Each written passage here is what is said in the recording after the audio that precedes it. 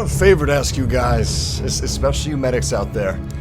I saw an amazing suggestion. This is like Battlefield 3 level amazing suggestion, like that time that somebody suggested that we add a timer to how long it takes for someone to exit out of respawn.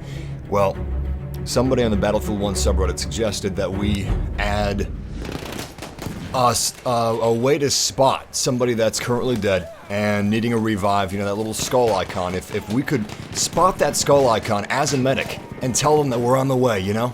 We're actually coming to revive them. Because countless times, I've had a medic come after me and stand right on top of my body in a safe place, and they didn't do crap. They didn't revive me, they didn't do nothing, and I feel like, see, that abuses the trust of the medic code. When you got medics that don't do their job, that starts getting people to not trust medics anymore. And as a hardcore medic, I take offense to that. That right there. We should be able to spot that, let them know that we're coming, and let them know that I'm a serious medic, you know? That I'm actually going to revive them, that I'm going to do my job, all that stuff. Rebuild the medic trust that has made this class so special. So if you guys would do me a big favor, maybe tweet at DICE, maybe if you work at DICE, let them know that I think that would be great, or that it would be very useful. And, okay, that's all I had to say on that front. What's up?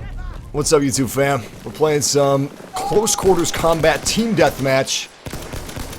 And we're going to be earning medals, playing some war pigeons, just basically delving into the most brutal combat, the most intense combat that there is in Battlefield 1. And that, of course, is the frontline duty, close quarters engagements that we're going to be playing. A lot of people only play Conquest in Battlefield, and I think that's a shame, because Team Deathmatch is just as good as Conquest. War Pigeons, hell, War Pigeons is just as good as Conquest. It's got an immensely competitive objective. A tiny little pigeon in a tiny little box that absolutely everybody on the map is trying to get after. You better believe that thing is just as difficult to take as a Conquest objective. Anyway, we're just warming up with some basic team deathmatch before we actually hop into War Pigeons. And Massive, what's up? Not much, Tyson. Just a nice little Saturday afternoon, having some fun with you guys. Playing some Battlefield 1.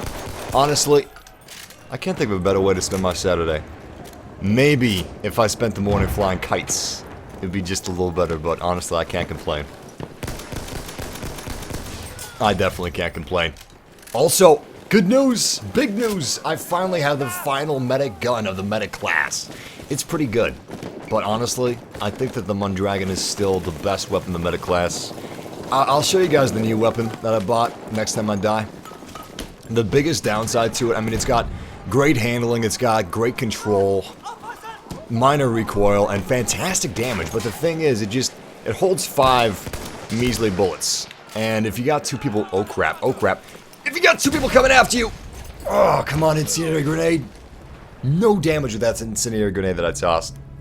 You usually get a little bit. Anyway, so the weapon is the Selbstlader 1906 factory. I don't know how to pronounce that. As you can see, the control actually looks lower than the Mondragon, but it's pretty decent. Hipfire, accuracy, and damage are all great, but it only carries 5 bullets. Why would I want something that only carries 5 bullets? I mean, you can't really put a scope on this thing, at least as far as I can tell. So it's not really a sniper rifle. It serves the same purpose as the Mondragon, but if you got 3 people coming after you, and you got this thing by your side instead of the Mondragon, you're probably going to run out of ammunition before you're able to kill all those guys. I'd rather stick with the Mondragon and have 10 bullets that can definitely kill 3 guys, instead of having an iffy 5 bullets that can maybe kill the 3 guys. Oh, man. Oh, damn! Did you see that? Yo, this guy turned on a dime as he was charging at me with that bayonet. It's pretty good. I can't even be mad about that. That's good, man. That's really good. You usually got really wide turning radius if you're doing a bayonet charge, but he's actually able to handle that pretty well. Yeah, we are in World War I right now. For those of you guys that don't know about Battlefield 1, it is World War I. I got a question for the chat room, and a question for the comment section. You know, even if you guys aren't watching this video live, let me know. What do you think the next Battlefield is going to be? Do you think that they're going to go straight to World War II, or Instead, do you think they're going to pepper it in with some modern combat? Maybe, I don't know, Desert Storm, some Vietnam, or maybe even 2143, and then after the next battlefield, it'll be World War II. I think they're just going to go straight to World War II myself. I mean, Battlefield 1 already is a huge success, as it should be, because it's a good game. It's a really good game.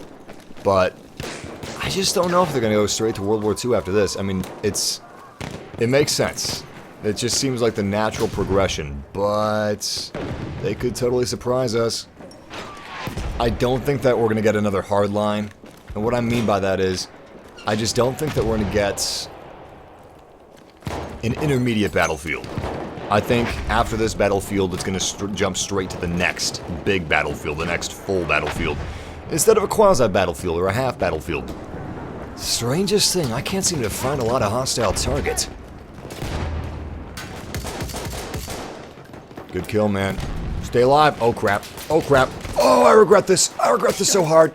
Oh, boy. So, in relatively safe battlefields, where there's not a whole lot of immediate threats, all the time, just like half a second before I reach somebody, they skip the revive timer. Just like half a second before I reach him. It's like they're not even watching the closest medics. Oh! Woo! Talk about a heart attack. I'm gonna switch back to the Mondragon though. Yeah, it's my baby. I love you. I love you, Mondragon. You're the best thing ever, man. Best gun ever. Oh crap, here they come. There they are.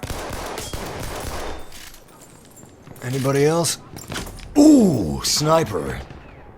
I'm surprised he's not using Lawrence of Arabia's marksman rifle. Of course, the game is now out, so I totally forgot it's no longer early enlister edition. So it's totally possible he doesn't have it. Is he still alive? If he is, I'm gonna stab him. Ooh, yes he is, but he's up there. That's a dead body. That's a decoy. Interestingly enough, we now have official sniper decoys as scout gadgets, and I think that's pretty bomb. Ooh, God. Oh, I'm so dead. Run! Ah, use the rocks as cover, please. Oh! And we got snipers back on the ridge. 2 snipers back on the ridge. You know what? The guy that I killed probably wasn't even the guy that killed me. Alright, I'm gonna go for some sniper hunting.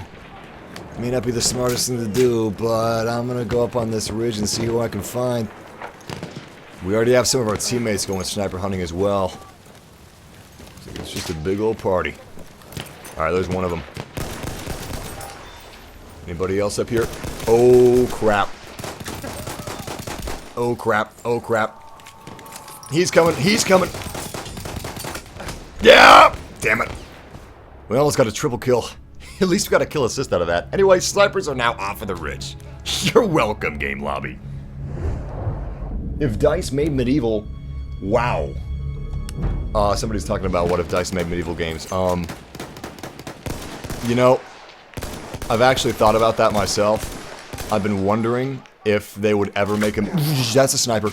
Jesus Christ, there's so many snipers in this match. Usually you don't find any snipers in Team Deathmatch, but they are just peppered throughout this landscape. Not that I'm surprised, because if there was a map in Team Deathmatch to have snipers, it was this map right here. It's perfect for it. Well, there's a few maps. Honestly, that would be great for... Oh, he's on fire. There's a few maps that would be great for sniping in Team Deathmatch, but this is definitely one of the best ones. Just can't get away from snipers.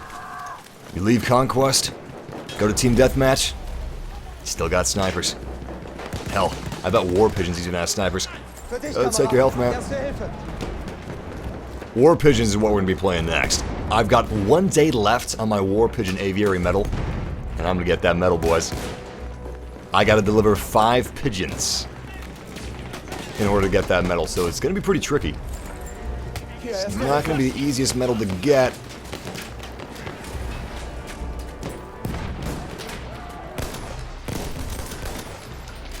He almost fooled me.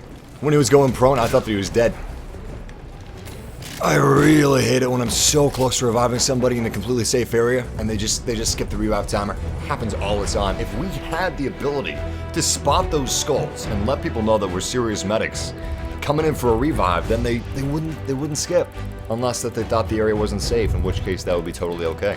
But that's not what happened. Play Operations. This is a close quarters combat live stream. Otherwise, I would play Operations. We've been playing mainly large-scale operations through our last, like, 3 Battlefield 1 live streams, or 4 Battlefield 1 live streams. About 5 hours each on each of those, so we're probably not going to play any operations this game.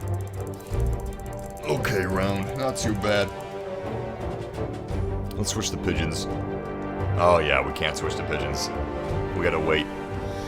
We have to wait 18 seconds for the next round to start before we can quit. I don't know how the game released without the ability to quit between matches. You literally have to quit after a match starts. I hope that doesn't count as a loss, because every single time you want to leave the game, it'll count as a loss. Well, I actually got some good news, Jeremy, because Star Citizens will be getting an update pretty soon, 2.6. I'm not sure when that's coming, but it's not going to be too long. Well, I'm sorry you feel that way, Bob, but if you're only going to watch Operations, you probably missed some of our other live streams that had Operations in it, so you might want to check that out, but I don't like to play just one thing. And I know a lot of you guys just want me to play one game, or just want me to play one game mode of a game or something like that, but currently, I love Operations, and I think it's my favorite game mode aside from the close quarters combat matches, but I'm on a bit of a close quarters combat kick. I don't know what it is, but the gunplay is so tight in Battlefield 1, the hit detection is so unbelievably perfect. I just want to experience that.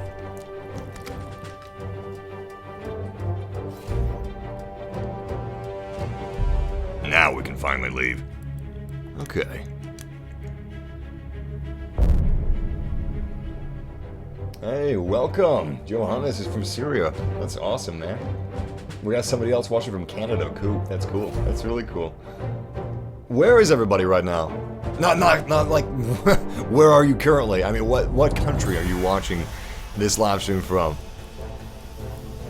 Let's see, I bought a Starbucks at West 67th Street in Oak Ridge, North Hoba. That'd be funny, somebody just starts giving their street address. I'm right here. Apartment 2C.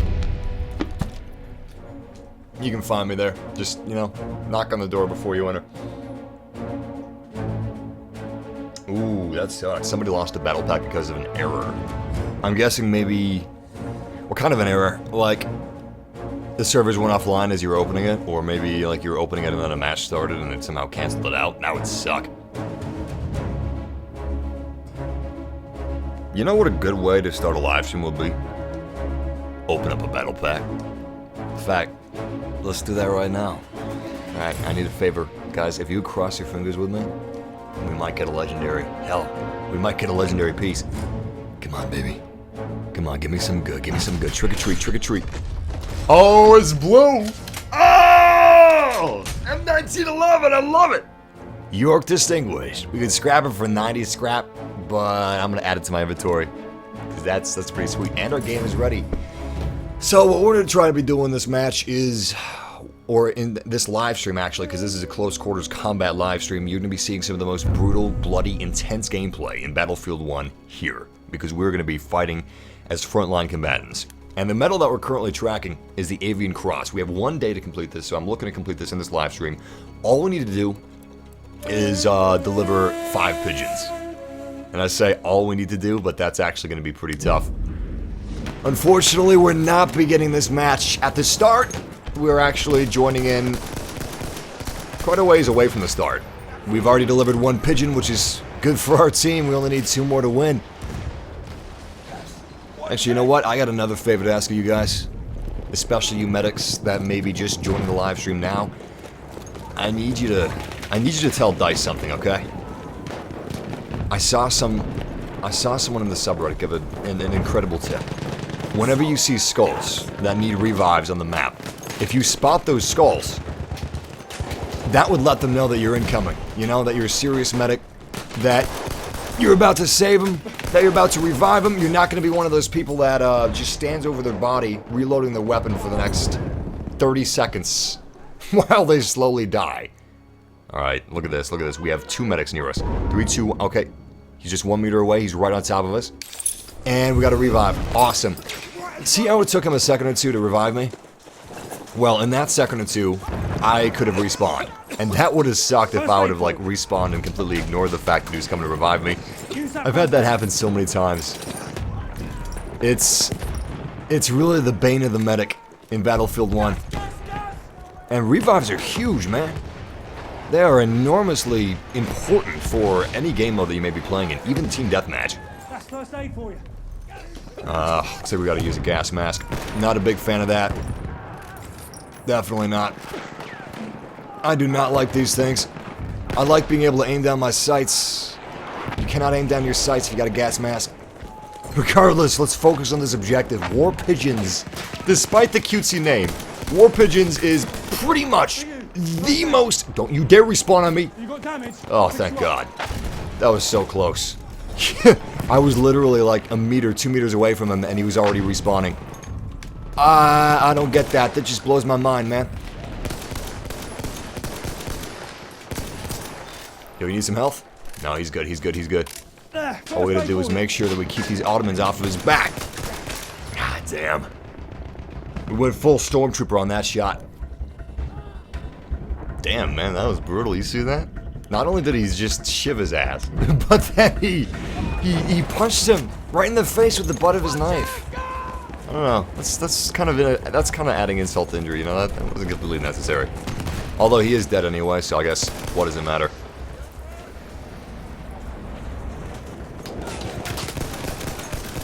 Here, I thought we were clear. I need that pigeon. I'm sorry, guys. I gotta grab it. Yes! No! So, this is World War I. You're not expected to survive, especially in the War Pigeons game mode. Everybody is fighting after that one damn pigeon. Seriously? Spawn me this far away? Oh, that sucks. We're literally on the other end of the map. Anyway, this is World War I. You're not expected to survive. They weren't expected to survive in real life, and you're not expected to survive in this game. The only thing you are expected to do is go after the objective like a bat out of hell. But still being smart about it, you know, you don't want to be stupid about this. Man, I wish we joined this match from the start because, crap. Looks like we have delivered the last pigeon, and I think this is game over already. Game over after no time at all. Our pigeon has delivered the message. Awesome. Use your revive, man! Oh, crap. That's a lot of artillery. Oh, my God. Victory. Well, I guess that wasn't too bad for an initial match of the stream. War Seagull DLC? You know, I would actually want a War Seagull DLC. I know that sounds silly, but think about it. War Seagulls. It's a game mode that takes place during a naval battle, okay? You've got dreadnoughts, multiple on either side, and you had to release War Seagulls instead of War Pigeons to deliver messages to, I don't know, maybe a nearby carrier. Did they have carriers in World War I? You could deliver the War Seagull to a nearby carrier and send all kinds of planes, player-controlled planes, to start an assault on the enemy dreadnoughts. Just, I don't know, dive bombing them, dropping bombs left and right. And we have just ranked up to rank 19. We got 160 war bonds out of that. Got a decent KD ratio. No messages written, which is really the only thing that matters here. We got to write 5 messages. I'm going to try to write those 5 messages inside of this live stream. We'll see. When is the next Battlefront stream? Probably like within a few days, because we may not be streaming Battlefield 1 tomorrow. Maybe we will, but we might be streaming something else tomorrow because I think I'm going to have my Battlefield 1 guide finished today. Hopefully, fingers crossed, no promises. I want to take my time with it. I know it's, you know, a lot of people like to get their guides out or whatever type of video as fast as they possibly can, but I like to make it as good as I can and then get it out there to you guys. I'm trying to make this guide as comprehensive as possible. This is primarily aimed at people that haven't been like a daily Battlefield player in a while, or people that are new to Battlefield 1, and I'm trying to cover like all the bases. And even people that are experienced in Battlefield should be able to find some tips and hints that they didn't necessarily know about. You know what? I think we should go for a gas grenade. Yeah, let's go for a gas grenade instead of an incendiary grenade. Well, I mean a smoke grenade. Gas grenades are great. Smoke grenades are great. Gas grenades are a little thinner than smoke grenades, so you can still use them to shield your area, but the thing is, it's going to force everybody to use gas masks. Not just the enemy, but also yourself and your team members. So, smoke grenades are fantastic for medics, because you can toss that smoke, you can obscure your vision and the enemy's vision, but you can still see, thanks to spotting your teammates' revive icons, or health icons. They're also great for pushing objectives. Wait a second, where's that pigeon? Pigeon is downstairs. Everybody just flooding out of one door. I wish I was an enemy with a grenade. Damn, that would have been baller, man. That would have been fantastic. Okay, gas masks on. Don't you dare respawn on me. Thank you. I could see him. I could see him trying to skip that revive timer when he had like a million teammates up close. Alright, let's move in. Just a little bit. See if we can spot these guys. Ooh, that was a potato masher. Yeah! I don't know if I can get him. Grenades are too close. Alright, I'm gonna give it a shot. Give it a shot. Oh, shit. No, that was a no-go. They spotted us immediately. I mean, the guy I revived is still alive, so I guess that's good. But it was too much of a risk. Alright. This is just a distraction. We need to get the hell out of here. That area is no longer useful to us. They have already delivered one of the pigeons. Their distraction worked. It worked like a charm. We better not make that mistake again. All we have to do right now is watch where the pigeons are going to spawn. Okay. Pigeon's been located, and he's just outside of these barracks.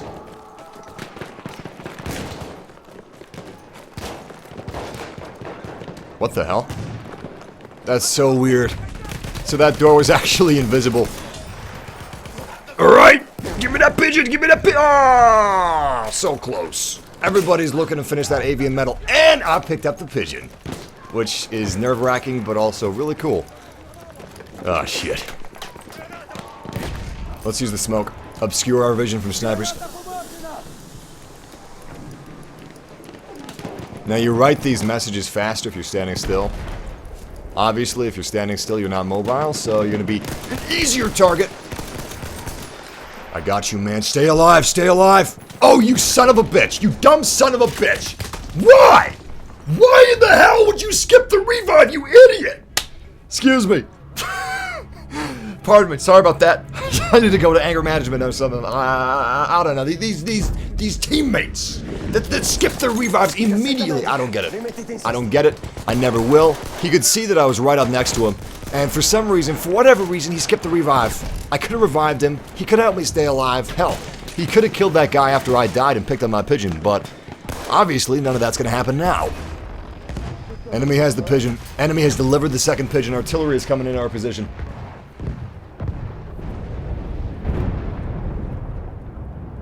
Shit. The enemy just has one final message before they win. Luckily, the pigeon spawned, like, right on top of us. That's pretty cool. I'm gonna see if I can grab this sentry kit. Someone else already did. Most likely on the enemy team. Oh, pigeon's downstairs. Great.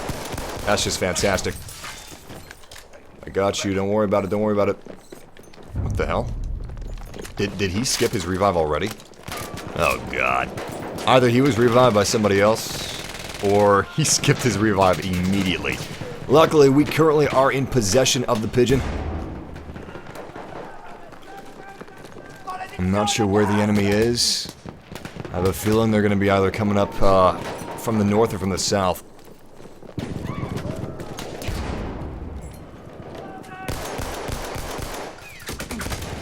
This is not going to be easy.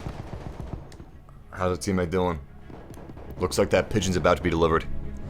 Thank goodness. All the enemy has to do now is shoot it down. Ah, shit. Awesome. Message has been delivered. I saw a skull, so I initially thought that they shot it down, but they didn't. Artillery incoming. Stay alive. Stay alive! Yes! Thank you. Alright, pigeon is real close. Real close. We already got some team members on top of it.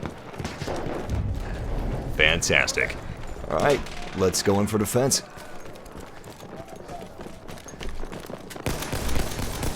Any other hostiles following up on the outside? No. They're probably already in the courtyard. No, wait. We got some baddies. They're going through the bunker, though, so we don't have to worry about them. I gotta heal up. I can't move in now. Not like this. Anybody on the outside of the gate? No. That's a shock. Oh, crap. Damn. I really wish I had my incendiary grenade for that. I tossed the smoke grenade at a group of 3 people. That could have been a triple kill. Oh, great. Alright, enemy has the pigeon. They're currently writing the message. This is nightmare fuel. Oh, God. How close are they? Very, very close. Incredibly close. Pigeon is away. Pigeon is... Shit! Pigeon is away! Got a medic close to me. Medic is no longer close. Let's just respawn. If we could shoot it down, we'd have a chance, but I don't think that we did shoot it down. Did we? They're not finished writing it. Oh my god. This is close. They've picked it up. They dropped it. We're doing a good job killing them, at least. We're doing that much. Damn. Good headshot, but not much else. Gah! Son of a bitch! Where's that pigeon? Bring me the pigeon, I want it alive! Damn. They delivered it. Artillery hit us. Game over. Yo, I can't even be mad about that. The enemy team, they blitzkrieged us. They did a good job. Couldn't keep up.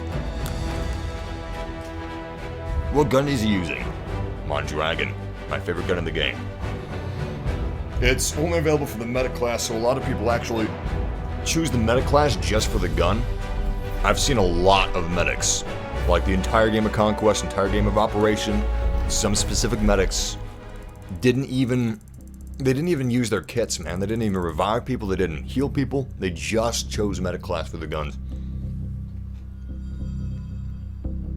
Honestly, medic class is so easy. All you have to do is drop a health pack. Every once in a while, when it's safe to do so, revive somebody.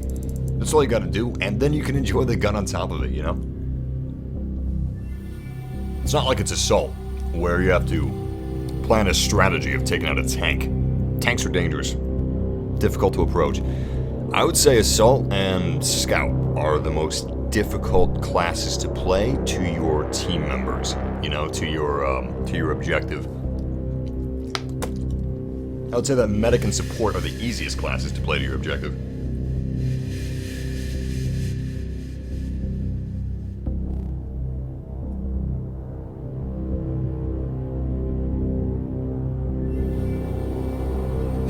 Lewis is drinking a milkshake. Nice. I always had a milkshake. You know what I'd like a Chick-fil-A milkshake. Chick-fil-A makes some good milkshakes, man. I think they even use real milk. Maybe not real milk. I'm not too sure on that front. No, yeah. It's actually real dairy. Sometimes you get a milkshake from a place that's just all artificial stuff, and it's so sickly in your throat. It just feels sticky, feels nasty. Hopefully the game loads soon. We've still got 5 pigeons to deliver. Hey, this is one of my favorite maps. One of you guys in the chat room mentioned something kind of interesting. What about an all-air mode? Just fighter planes. Just attack planes. Well, Obviously, I want that, but the good news is it's coming. We're actually going to be getting an all-air mode at some point. We're getting customization for your loadouts in the menus. I believe we're also getting the option to quit in between games. All of that is implemented on the developer's side. They just need to put out a patch that implements it for public use. I don't know why it hasn't been implemented yet. There's a reason for it. I'm sure it's a good reason. The reason that wasn't in the game or isn't in the game now is probably because there's some game-breaking glitch or error that they couldn't sort out before the launch. But hopefully soon. Hopefully very soon. 3, 2, 1. Alright, we're moving in. Pigeon has been located. And I'm gonna beat my feet, get there as fast as I can, because we gotta deliver 5 messages if I want to win this medal. Okay, see, this is when I get nervous. Yep. That right there. That is when you get nervous, man. Nice! Someone just dropped an incendiary grenade, and I'm gonna, like, make a huge risk and just run through the fire. Luckily, it was our boys that dropped that grenade, so I'm dead. Damn it! I should have tossed the smoke is what I should have done. Oh man, if I would have tossed the smoke, I should have been able to get out of there, like, alive. Smoke takes a little longer to actually activate in Battlefield 1 than it did in Battlefield 4, so you gotta bring that into account. You gotta use smoke slightly before you actually need it. Takes a little skill to use smoke properly, but once you get the hang of it, it's not so difficult, and it's actually one of the most useful grenades in the game. It may not kill anybody, but it keeps people alive. Namely, you and your team. Ooh, give me that pigeon. Ooh, give me that. Ooh, give me that. Ooh, give me that. Ah! The reason I didn't revive that guy is because I didn't have time to. I would have died. Granted, I died anyway, but, you know, we both would have died. And a little bit sooner. This is what I love about War Pigeons. Man, it is the most intense game mode in Battlefield 1. People may say that Operations is the most intense game mode in Battlefield 1, but I call bullshit on that. Operations is super awesome. Honestly, it's my favorite large-scale game mode in any game ever. But it may even be my favorite game mode in Battlefield 1, but I gotta say that War Pigeons is more intense. It's close quarters combat, alright? It's brutal, it's intense, it's bloody, and it's non-stop action, non-stop gunplay, and a constant chase after one single objective that happens to also be a pigeon. How badass is that? Alright, where's the pigeon? Where are they? Pigeon has been located. Okay. Oh, it's on the other side of the map. Oh, damn. Good news is, we should be able to shoot the Hun in the back while they're running after the objective. Unless they shoot us in the back. I don't know. I have a feeling they're going to be a little further along than I will be. Because I started running a little late. Looks like our team actually picked it up. Great. No Hun out here. Moving from the left side. Good show, old boy! Look at that, he's actually moving in on us. Sweet! Keep moving, man. We got your back, we got your back. Oh, clever. He's gonna hide in the building. That can be a little sketchy sometimes. Especially if they got a lot of grenades. Yo, where's Pigeon Boy? Oh my god! They came up behind us. That's what I was talking about. That's sketchy ass shit right there. Damn. We lost everybody at the Pigeon, including Pigeon Boy. Alright, I wanna take a little census in the chat room. What do you guys think about this? More blood, guts, and gore in Battlefield 1. I mean, there's already a decent amount of blood, but realistically, there would be a lot more blood. And I just feel like war is such a... It's a disgusting thing, right? It's a disgusting thing. It's a horrific thing. Men die left and right. Men die every minute in war. It's a horrible thing, and it's filled with blood and guts and gore. Like, if you have one of these super powerful machine guns, or if you have a powerful impact grenade, that's gonna burst them in a million little bits. This is already a rated M game. You're supposed to be over the age of 18 if you're playing this. So I see no reason why we couldn't make it more gory, you know? I think that'd be fun. I'm gonna switch to incendiary grenades again. I'm using smoke right now, which is good for objectives, but it's not good for killing. Nice. I'm gonna wait until my boys are no longer under fire, then I'm gonna spawn on them. You know what? Forget it. Ah. Enemy has released the pigeon. That's not good. Pigeon has delivered the message. I almost feel like pigeons should be in the air just a little bit longer. Am I gonna get a revive? I have 3 medics that are pretty close to me. I think 2 of them just died. And the last one is coming a little closer. Now he's leaving. Now he's coming a little closer. Now I have 2 medics close to me. Now they're going further away. Ah, forget it. It's probably too dangerous anyway. Alright, we spawned a little closer to the pigeon. Excellent.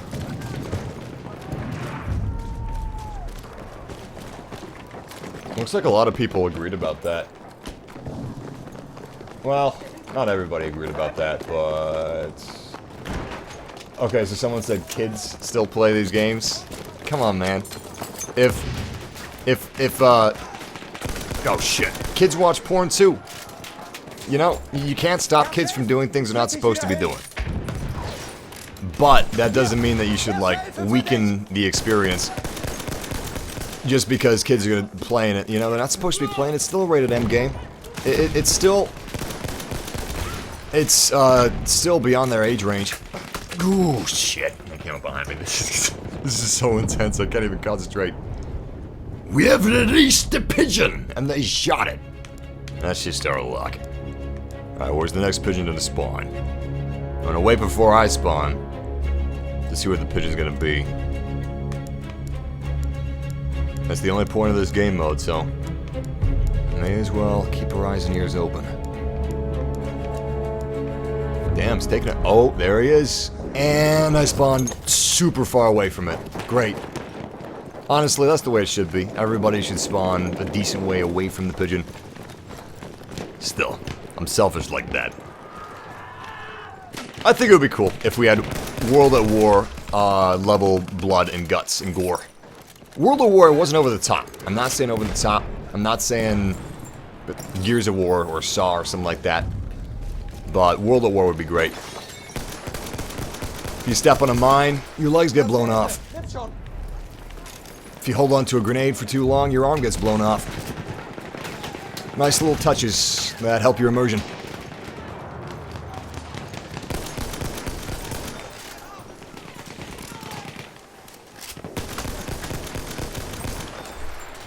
Ah, they're so close to me. They are so close. They are so close. Where are they?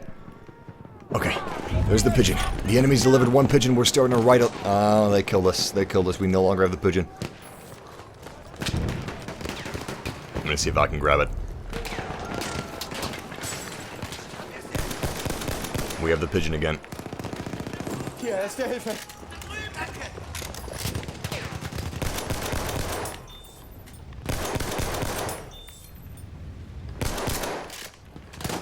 Crap.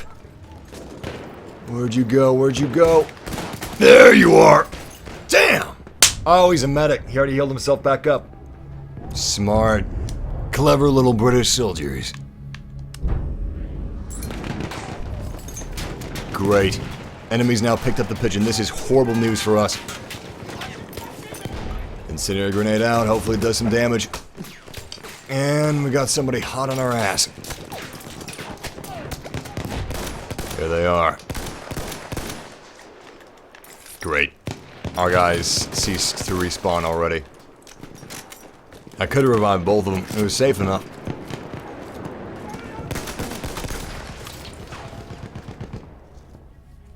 That's actually impressive.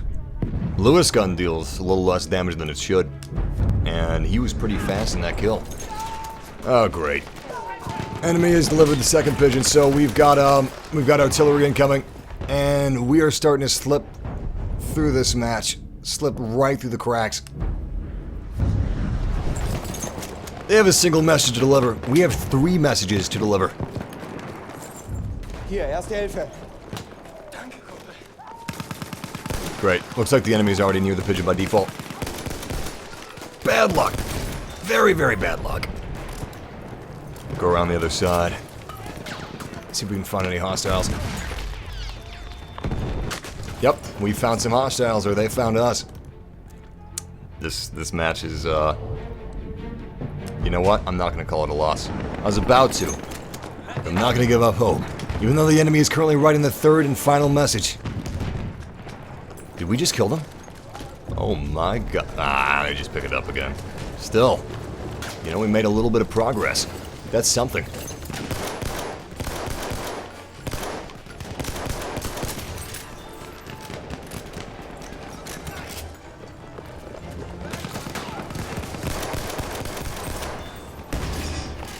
Erste Hilfe. Ich hoffe, das Zeug wird's dort.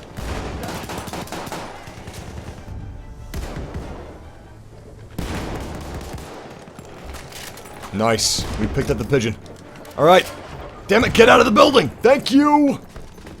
Alright, pigeon is now downstairs, so I don't even know I'm up here. Please don't respawn yourself. Oh, you fool! Well, actually, no, he's not a fool. There was another guy in there. Still, I'd like to feel we could have saved him. Crap. This is a bad spot. I'm dead. I'm gonna toss an incendiary grenade. May as well go down fighting. Nice! Enemy is hit. Fantastic, we still have the pigeon. We no longer have the pigeon. Enemy has released the pigeon. Enemy pigeon has delivered the message. This is game over. Enemy has won. Let's see how we did. Decent. Somewhat. But as far as objectives go, complete and total loss. I'm actually going to quit before it shows the rest of the menu or match options, because you can't quit once you see that screen. This is the only time you can quit. Technically, that is the end of the game. As soon as you see the post-match screen, that's the next game that started, because that's the loading screen of the next game. What I'm going to do is I'm going to see if I can find a different lobby. If you're not talking with Mike, if you're not playing with people that you know, if you're just like playing with randoms, sometimes you're going to have teams that mesh well together, and other times you're going to have teams that don't mesh well together. It's all random. Is this the same lobby? The Royal Dutch Cocaine Factory sold cocaine to both sides during the war. That's an interesting fact. I actually didn't know that. Cocaine, for a long time, was used to medicinal ends. So was marijuana, so was meth. Hell, you could walk into a drugstore, early 1900s, buy any of those drugs right off the shelf. I can't remember if they were available during the Prohibition, but possibly. Anyway, I'm gonna open up a battle pack. I currently have 12 battle packs. Let's bring that number back down to 11. Come on, baby, trick or treat. Trick or treat, give me some good, give me some good. And it's a blue one. Ah. Hazebrock. For the MP18 factory, it's a distinguished skin, worth 90 scrap. I'll keep it for now, but I'll probably sell it later. I don't really use the MP18 a lot. It's not my favorite gun for assault. I don't know why. It's a good gun. Just doesn't click with me. Why is everybody in the chat room saying pizza? Oh, did someone ask what your favorite food is? Everyone's saying pizza. That must have been the question. Because everybody's favorite food is pizza, or lasagna, or watermelon. One of those three. That's the holy trifecta of food groups. In fact, those are the only three food groups: watermelon, pizza, and lasagna.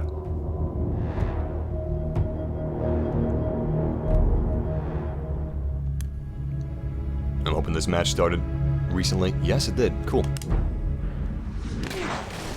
And we are dropped right into the middle of combat. That is just great. Double kill. Any medics nearby? Yeah, we got one real close. He's 4 meters, 3 meters. Thank you so much for that. Yo, I appreciate that revive, man. Alright, I'm gonna go a different route. See if I can sneak up on these guys. Wait, I got you.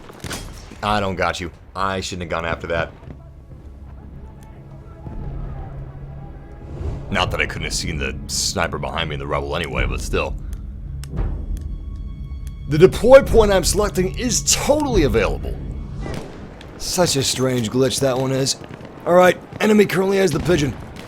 So far, neither side has delivered the pigeon, but the enemy is currently halfway to finalizing their message. We cannot allow this to continue. Oh, great. Oh, great. I like that. I like that. I have 2 teammates behind me. So hopefully, they can act as our bodyguards. We had to find a good hiding place. First aid, get patched up. A really good hiding place. Oh, we are so close to delivering this pigeon. Shit. Over here's where the fight. Come out! Come out! Here, first aid. Enemies are here. No, we were so close. Oh my god. No! I tried stabbing them, but it didn't work. Oh, man. They're right on top of us. This is getting intense. I got you, brother. Get back up. We're not done yet. No! And I'm dead again. Shit. The longer you stay in the same area, the more difficult it's gonna be to stay alive. We're so close to delivering that pigeon, too. The enemy's pretty close as well, so if we could just kill them and get the pigeon back in our hands, we'll have a fighting chance.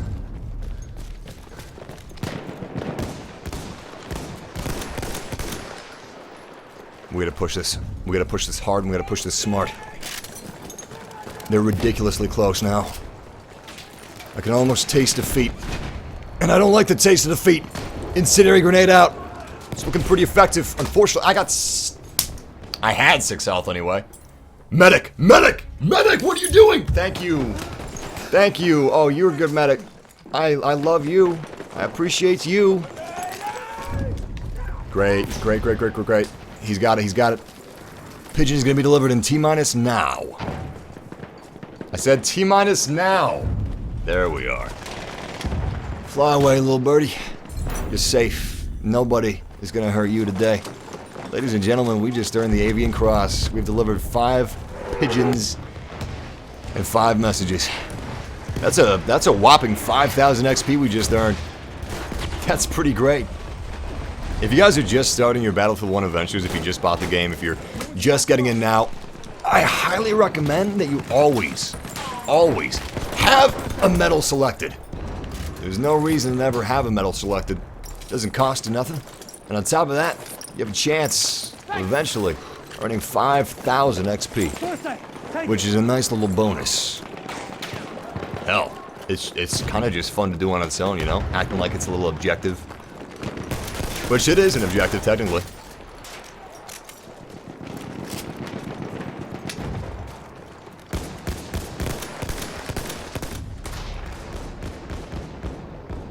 Damn that guy. Look at him. Look at that smug son of a bitch in his sniper's roost. Ah, snipers. I hate them. I respect them. Because it's not easy to snipe, but I still hate them. I think that's just something that we're innately born with as human beings. A natural hatred of snipers.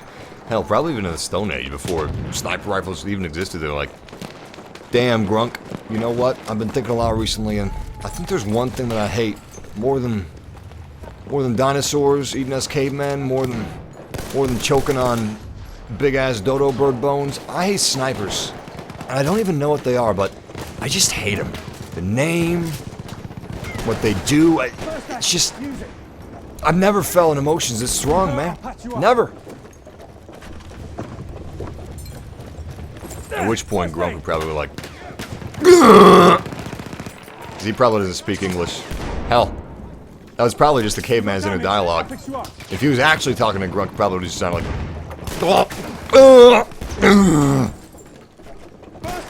Out of context, that probably sounded really weird, but I swear, those are caveman noises. Caveman noises! Shit. That was nice. To be fair, though, he was just kind of shooting fish in a barrel. And I am not going to skip this revive timer because I have so many medics near me. Except they didn't revive me. It was completely safe to do so, but they didn't revive me. I feel a little slighted. I gotta say, I take that as a personal insult. Seriously? Damn it. There we go.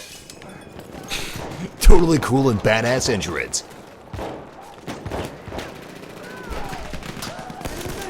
I can't see him through this damn smoke. I got you, brother. Don't you dare respawn on me. Oh, God. Grenade out. Please do something. Please do something. Anything. I don't care what. I got you, brother. Don't worry about it. Actually, somebody else had you.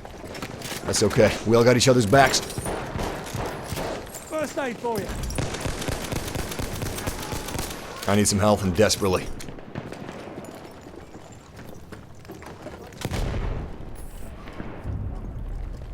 Huh. That's weird. Could have sworn there's a German up. There he is. He shivved him right in the side. I think...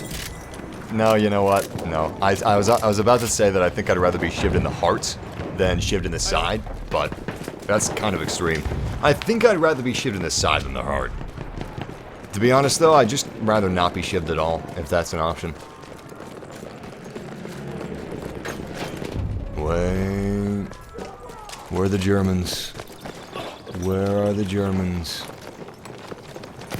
Sneaky bastards gotta be around here somewhere. If I remember correctly, the Germans in World War II were actually pretty good at stealth. So I don't exactly trust them. Nice! Our pigeons delivered the message. Oh, God. I'm sorry, man. It's gonna be a minute before I revive you. Yes!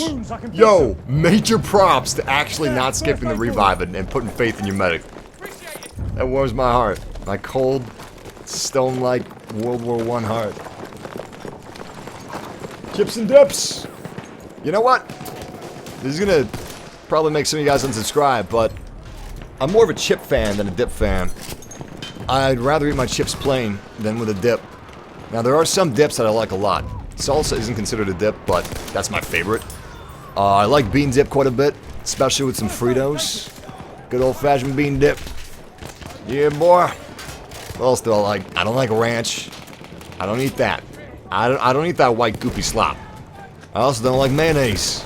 Don't put a bunch of white sticky shit on my buns. All right, I don't want any white sticky goop anywhere near my buns. I'll take my buns plain, smooth, baby smooth buns. That's what I like. No mayonnaise. Our pigeon has delivered the message. Nice. Is that the last pigeon? I think so. Yes. Yes, it is. Game over. We've attained victory.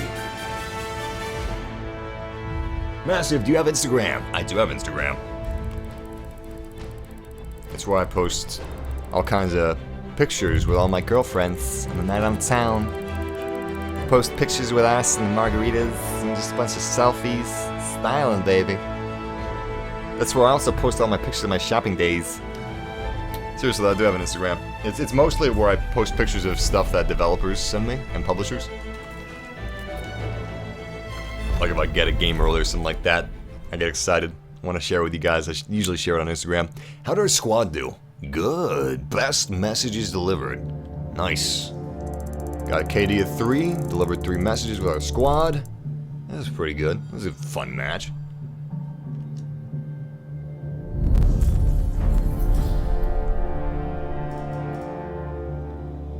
I really appreciate the squad menu screen. Or the post-match squad screen. Especially like rankings, like best, second, third. That's fun. It's a lot of fun. Hey, let's see what the ranks of the different people on our squad. We got a rank 9, 18, 19, 25, and a rank 1. Nice and diverse. The highest rank that I've seen so far, I think, is 25. I haven't been, like, searching for the highest ranks, but pretty sure that's the highest. Okay, we're gonna switch it up. I'm gonna back on out, and we're gonna go to Team Deathmatch.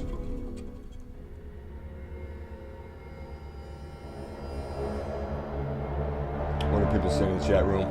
Massive, please change class. Alright, I'll change class. I may start one life as a medic and then we'll change class, but I gotta be playing the game like how I play the game, you know? Like, I gotta be playing the game how I normally play it. I like to go out of my comfort zone sometimes, but usually when you go with a class, unless your team specifically needs something else, usually you go with a class, kind of stick with it, you know, make that your thing. It's like trenches. You gotta dig in, make that trench as best you can. Fight it out. What class should we try next? Maybe Assault. Support isn't the best class for Team Deathmatch. Neither is Scout, so I guess it's left up to Assault. Which we should rank up anyway because it's anti-tank. That's always needed at some point or another during operations, during conquest. So, yeah, let's rank up Assault. Especially getting past the MP-18. I don't like the MP-18. I don't like it. It's a fine weapon, I guess, but I kind of think it stinks. Like, the starting gun for medics. I don't like the starting gun for medics. I think it's a bad gun. I mean, it's not that bad. It's alright, but it's not the best, that's for sure. I actually remember myself not having a lot of fun in the medic class. With the starting gun on the 18th, the early enlister launch of Battlefield 1, and then, as soon as I got the Mondragon, I was getting service stars left and right, like a service star every hour at least. That's how big of a difference it was between the Mondragon and the original gun, which I can't even remember what it's called. You know what? Oh yeah. Oh yeah! I like that! Incendiary grenades are fantastic things for crowd control. I love them. And we got a bit of dynamic weather going on. So since it's raining, we actually have a lot of bloom. Which means it's going to be a little difficult to see things when you're exiting buildings, but also it's going to be a little difficult to see things on the edges of your screen or in the distance because it's going to be very bright on the horizon. I like that. I like that a lot. I don't know what you guys think about dynamic weather, but it seems like most people enjoy it quite a bit. I think it's a better thing than Levolutions, personally. Levolutions are cool and everything, but I'd rather just have your entire environment destructible, which is why they did Levolutions in the first place, because back in the days of Battlefield 4 and Battlefield 3, they didn't have the tech necessary to make destruction as widespread as it could be. They had to sacrifice something, either graphics or they had to sacrifice complete destructibility. Granted, the destructibility isn't complete in Battlefield 1, but it's far, far larger and more widespread than it was in Battlefield 4. PS3, Xbox 360, they couldn't handle this. Which is why we have all the tech in Battlefield 1 that we do. Because we don't have to worry about the last-gen consoles. When you see compromises in video games, it's usually because that's what the developer had to work with. That's what they could make work on whatever platforms they were developing for. Luckily, the PlayStation 4 and Xbox One are powerful enough where they can handle most things. There will come a point, I think we've already hit that point, where the PlayStation 4 and Xbox One are quite powerful enough to handle a lot of the tech that developers want to put into games, which is why we're getting the PS4 Pro and the Xbox One Scorpio. It's first aid for you. Because there are a lot of compromises that have to be made, especially for things like virtual reality, like PSVR.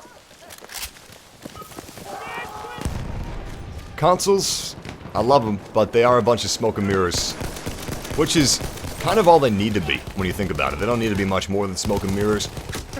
Most people aren't even to notice the difference between smoke and mirror graphics and actual, like, real physics in graphics. Alright, I'll switch. Damn, you guys are bossy. What do we got for assault weapons? Oh, crap, there we go. Alright, we got the 18... just the 18 trench and shotguns. I gotta stick with the trench rifle. At least we have a skin for it. Now the shotguns are fantastic, but this isn't exactly a shotgun map. It's a bit longer range than that.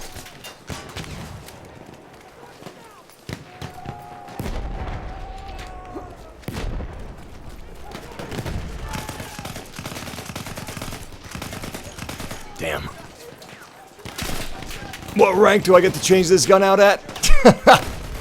There we are. You know what? Let's just go with the flow. Let's just go with the flow. We got no choice but to use this gun until we reach rank 2, I believe, so let's get used to it. Let's get used to it. Where's the enemy? Now I know that... Oh, there he is. Enemy down. Anybody else around here? Yes! Does this map remind anybody else of World of War? I'm getting some serious World of War nostalgia in this place. Well, that was convenient. And extremely lucky I happened to spawn directly behind an enemy. Wow! Just before my teammate was about to be stabbed to death. Oh, something else that's kind of interesting. Since we're no longer playing as the medic class, we can't heal ourselves. Now, we will heal automatically after an extended period of time, but it takes a while. It takes a decent little while, so we have to be a little more tactical about this. Deep in enemy territory. We have very little backup. No cavalry. And no med packs, no field bandages, nothing of that sort. Instead, we have to rely solely on our wit and our gun.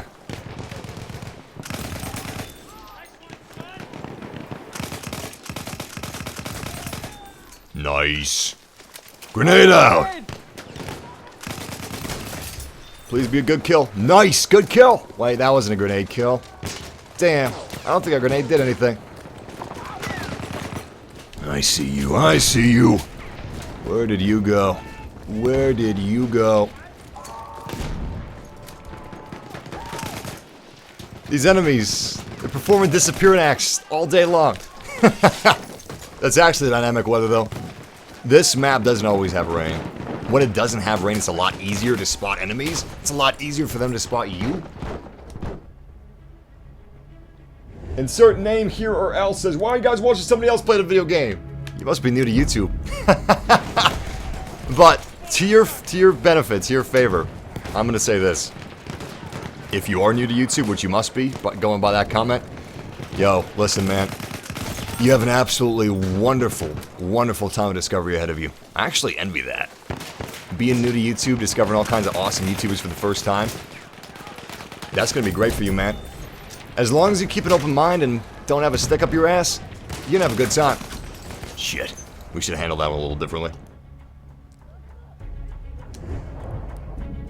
I don't know if you guys have ever felt this way, but that's something I think about a lot. Like, if I could erase my memory of a certain video game, or erase my memory of a favorite movie, or a favorite TV show, or a favorite book, and then read it, watch it, or play it again for the first time. That's something that I've always wanted. Especially after I finished Mass Effect. Was there a sniper up here, or did I just imagine that? I guess I imagined that. Weird. Anyway. Is that just me, or do you guys ever watch that as well? It's kind of a weird thing to wish, in a way, I guess, but... I mean, you can see where I'm coming from, at least, right? You guys have favorite movies, favorite video games. There's nothing like that initial awe. That initial discovery of something that you're gonna love and spend a lot of time with. Which is why I envy you, insert name here. Discovering YouTube for the first time. That is something. Especially because so many kids today are kind of just like born into YouTube. So many people that are watching YouTube are so young, where they've just always had it. You know, they take it for granted. It's just there. It's always there. All these people that I can talk to and hang out with and have some fun with, or watch guides from, gameplay from, all that kinds of stuff. Those awesome how-to basic videos. Yo, make sure you watch the classics. That's important. Cool. You guys actually feel the same way. That's awesome. Victory! I knew I wasn't alone in that. Enemy got the 69 points. How German of them. That was a pretty good match. Got a total of 5.6 thousand points. You know what? Medic is definitely my best class. And those are probably my best weapons, but It's a good thing that you guys dragged me kicking and screaming into another class, because we should be leveling up our assault classes, getting ready for more conquest. Let's see how we did. Got a KD of 4, 22 kills, 1 revive, and 5 headshots. We did pretty good. Not bad at all.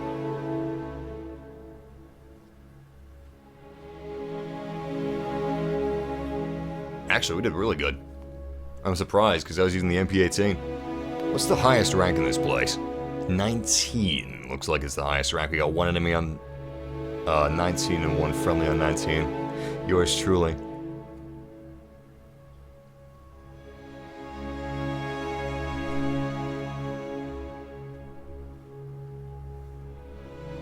My body is your communion. Please eat me. Does it taste like milkshakes? Oh shit, don't answer that. Does it taste like watermelon? No, I know nobody tastes like watermelon. That's the only way I'm gonna turn into a cannibal is if people taste like watermelon. I love watermelon.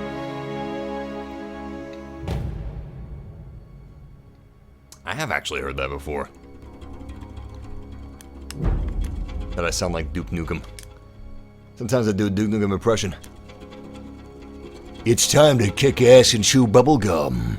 And I'm all out of gum. It's been a while since I've done it, but let's try another one. The name's Nukem. Duke Nukem. I've got balls of steel. Blow it out your ass. Man, I want a new Duke game. Like, classic Duke game. Alright, how do I exit the squad screen? Back isn't letting me to do it. There we go. Oh, damn it. Okay, so, I don't use assault a lot. We need to choose what weapons we're going to be using in assault. Let's see what we have. Got some revolvers, I guess. Though long obsolete by the start of the war, the gas was still favored by the Austrian stormtroopers for its stopping power. Very little control, but very high damage. I think I'm going to go with this. Let's spend a little of our money. Buy a pistol that we have no skins for. Looks basic as all heck, but also really badass at the same time. And we'll grab some dynamites and our classic flame grenade. Cool. Game has started. Awesome. But before we hop in, I'm going to choose a medal. I suggest that you guys always have a medal being tracked. Personally, I'm going to track Order of the Golden Heart. Actually, no, I'm going to track Saint Sebastian's Order. That's all about revolvers. So far, we've completed 2 out of the 5. Maybe we'll be able to complete the revolver order as well. What's this thing look like? It's actually pretty sweet looking. I like this. Reminds me of the Old West. Wow, that takes a long time to reload. Not a fan of that. Oh boy. They're behind us. I need that med pack. Nice, we even picked it up. Something that's really cool is if a medic has bandages instead of a medical crate, they can drop those bandages, and if somebody that's friendly happens to like run over them, they'll be able to pick them up, which is pretty awesome. Where did he go? He was right over here in this alleyway. Let's see if we can nab him. Oh, he's gone. He's long gone. I don't even see a body, so he must be alive. Whoa! There he is. He must have went another way. Sneaked past us somehow. They should have made a sequel to Battlefield 2142 instead of this. Well, honestly, no. I mean, in your opinion, sure. But objectively, this was a far more intelligent business decision. If they made another 2142, they would have been following the trend of every FPS game being a futuristic shooter. We haven't gotten a World War II or World War I FPS in a long time. There was a time where the market was so saturated with World War I and World War II FPSs that the business model literally couldn't sustain itself. But nowadays it's the opposite. We're getting too many futuristic shooters. And eventually the market's going to collapse in on itself. It's not going to be able to sustain itself, and we are going to have to make a change. And that's what Battlefield is doing. They're starting to make a change, which is smart. Everybody was shocked And I gotta admit, I was shocked as well when they announced Battlefield 1 instead of 2143. And this is coming from someone that loves 2142. I'm a huge 2142 fan. It's one of my favorite Battlefields. It's one of my favorite FPS games of all time. But what they made in terms of decisions is masterfully done. It really is. Not only is this a fantastic game, but we finally have a level of graphics fidelity which has surpassed any other engine. Frostbite is truly one of the best looking engines. It may not be the most precise engine in terms of effects and physics, but it is very precise when it comes to hit detection nowadays. And on top of all that stuff, in terms of consumers' eyes, this is by far the most realistic engine out there, even more so than Crysis or Unreal Engine 4. So Battlefield 1, going back to the roots of World War I. A war that wasn't too long ago. We can still picture, we can still imagine it. And on top of all those things, it's familiar to us. We can see somewhat familiar sights. We can see things that are grounded in reality, which makes the engine that much more impressive because of how lifelike it is. If they jumped into the future, people would have been like, yawn, another futuristic shooter competing directly with Infinite Warfare. But now it's not even a competition. The question I have is, what is the next Battlefield going to be? Is it going to be futuristic? Is it going to be 2143? Or is it going to be World War II? Maybe even Vietnam. If I had my way, the next Battlefield would either be World War II or Vietnam. I'm a big fan of Battlefield Vietnam and 1942 and 1943, but we'll see. And as you can see, I just reached 30 minutes in Assault class. I've not been playing this class very much. It's a good class, and honestly, I should be playing it more. My main classes are probably going to be Support, Medic, and Assault. Naturally, you can't main 4 classes at once. That's a little too diverse. So I'm just gonna neglect Scout completely. Sniping's not my thing, but I'm hoping that they give a small bump to Support class. The reason I've been playing Support at all, even less than Assault, is just due to the fact that it's underpowered. Everybody agrees on that front. Damn. I was trying to sneak up on him and go around him, and he did the same thing on me. Problem was, I was low health and he wasn't. Battlefield Civil War? Oh my goodness. That would be a loaded subject. I could almost see them doing this because, one, we live in a super politically correct pandering society, so it would be easy for them to, like, pander. And I don't think that pandering is necessarily a good thing, you know? But it would be easy for them to pander.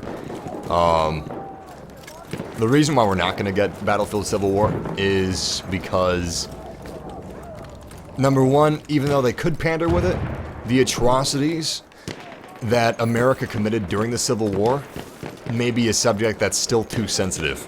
Because there were some horrible, horrible things that happened during the Civil War. But aside from that fact, it would be too slow. The gameplay would be too slow. This isn't completely realistic to World War I, obviously, far from it. But it doesn't need to be. This is the closest we're ever going to get to a World War I simulator, I'm going to say. And on top of that, it's a really fun game. But if we went into the Civil War, we would get extremely slow gunplay. Musket slow gunplay. And nobody wants to play that. I mean, some people do, but it'd be such a niche audience. It wouldn't sell very well, I would say. Maybe less than Hardline. People need a fine line between playing a sim and playing something that's fun to play. A lot of people have fun playing something that's difficult, something that challenges them literally every single step of the way. Something that almost fights you in terms of controls and gameplay and UI. But that is not the vast majority. The vast majority, they just want to have fun. Their lives are stressful enough, or they just want to have some fun. They just want to kick back and enjoy themselves, and a Civil War shooter would not be that. It would be the furthest thing from that. And there's not a lot of variety. Like Jonathan said, there's not a lot of variety in terms of weapons. Hell, the weapons that we have in World War I Battlefield, that's not even accurate. We have more guns than we should in terms of what guns were used. And in addition to that, the guns don't perform like they should. Thank you so much for that. I appreciate that. We got some really good medics on our side. The Hello there. Oh god. Oh god. I got too many teammates dying near me to be ballsy. As you can see, this is actually a pretty big team deathmatch map. This is close quarters combat, but I would say it's almost more akin to medium range combat, which is pretty cool because it means we got a lot of variety. If you guys are just joining up on us, welcome to the live stream. I'm hanging out. It's a beautiful Saturday afternoon, and we're having some fun. Good old classic Battlefield gameplay, and also some good old-fashioned live stream chatting. I decided that since the last couple Battlefield streams we've done have been mainly large-scale combat, we'd do something a little different today. We'd go for small-scale combat, close quarters combat, which was seen a lot in World War I. You had a lot of CQC. Now, the reason I like close quarters combat so much in Battlefield is because it's so intense. Conquest is intense too, but in a different way. I think that for a lot of people, they just get stuck in the mentality that Battlefield is like only Battlefield stuff. You know, big maps, large-scale combat. But if you don't like that sort of thing, which I do, I don't like it to be my only thing, but I still enjoy it quite a bit. But if you guys don't like large-scale combat, don't let that turn you off of Battlefield 1. You may still enjoy it quite a bit. Rent it a red box if you're unsure about it. Don't waste $60 on a game you may not like, but at least rent it, because it is a really good shooter. And honestly, the best part about Battlefield 1 isn't the large-scale combat necessarily. It's the immersion that you get playing the game. It's the satisfying gunplay that you get in the game. How satisfying it is to just pop the helmet off of an enemy soldier and get some headshots. The satisfaction of helping your brothers in arms out, giving them health packs, giving them ammo packs, reviving them, taking down tanks, squad play. That is what Battlefield is all about, and you can get that on a large scale or a small scale, whatever you want. Please give me a battle pack. Oh, look at that. Give me a battle pack, how nice. How'd our squad do? Good. 5 revives, second place in headshots, but the best in heals and kill assists, and personally, we did pretty good. We got a 4.0 KD ratio, 3 headshots, and 213 score per minute. Not bad. Not bad. Good little match. Battlefield Stone Age. Ha! Imagine if Battlefield went the direction of Far Cry Primal. That'd be crazy. You know, it could actually work. It would be faster, you know? You could just hurl spears, use slingshots, throw stones. Be right back. Get some more.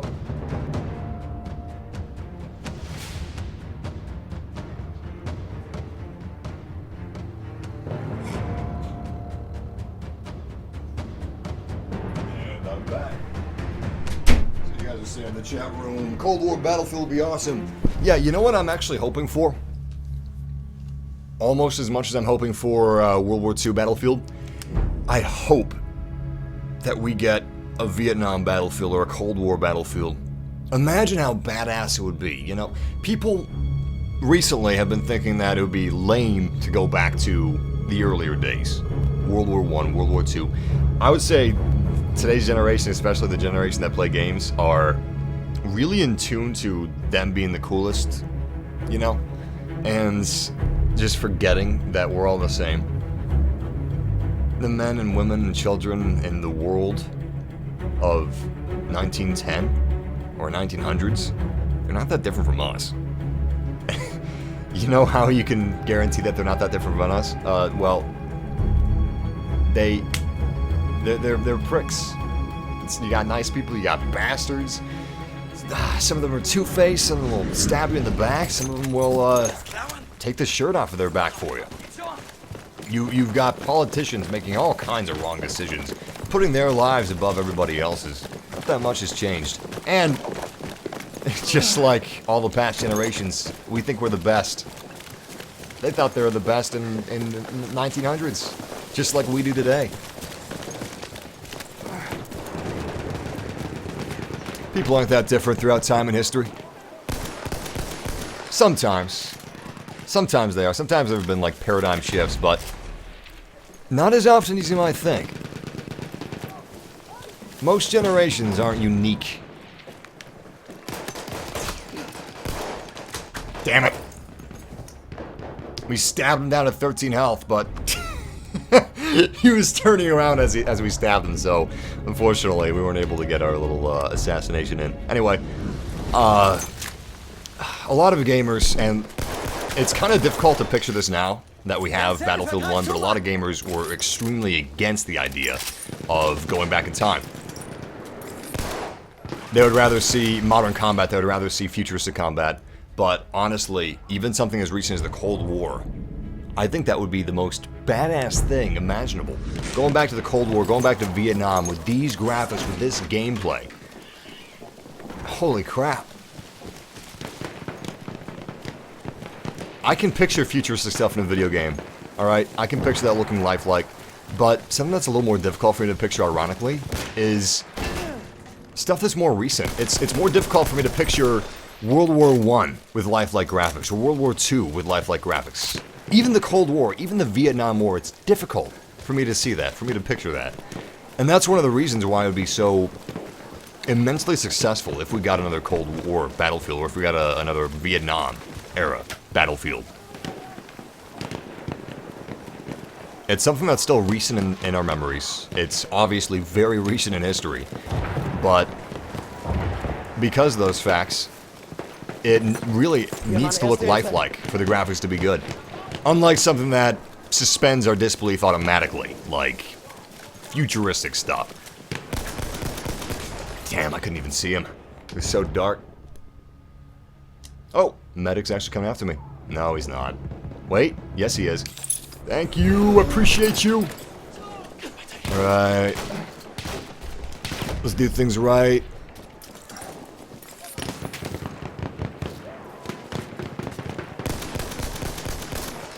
Damn. Is he gonna peek his head back out? Nah, he's not gonna do that. He's too smart for that. Oh my goodness. Thank you for saving my ass. Hier, Erste Hilfe! Anybody inside? Nah. This place is clear.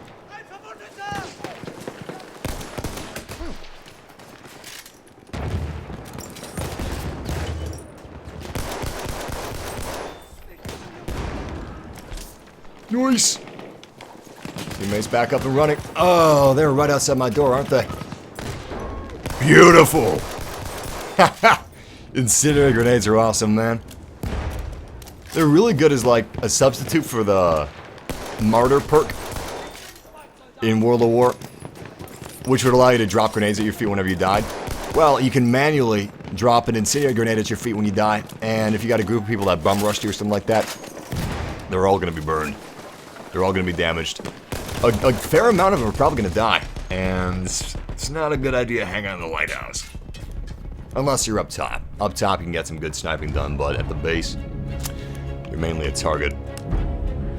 What would you rather play, War Thunder or Star Conflict? I think Elite... Oh! Jesus! That was smart. I don't know if you guys saw that. You probably didn't. I didn't, but... This is something that your brain notices, but you may not notice. And in real life, if it's bright outside, which is very bright outside here, because you can see that there's a lot of cloud cover and therefore a lot of bloom around the edges. It's very well lit. Anyway, if it's bright outside, if it's dark inside, you're going to have difficulty seeing inside of a building because of how dark it is. Likewise, sometimes you'll have difficulty seeing outside because of how bright it is, and your eyes don't have time to adjust. Looking out from a dark building, which is why that guy was completely invisible in that little shack. Now, if it wasn't raining in this map, if it was just broad daylight, we probably wouldn't have the bloom thanks to the cloud cover, which means it wouldn't be as bright outside, which means it would have been easier for me to see him. And not a guarantee for him to be, like, almost entirely invisible.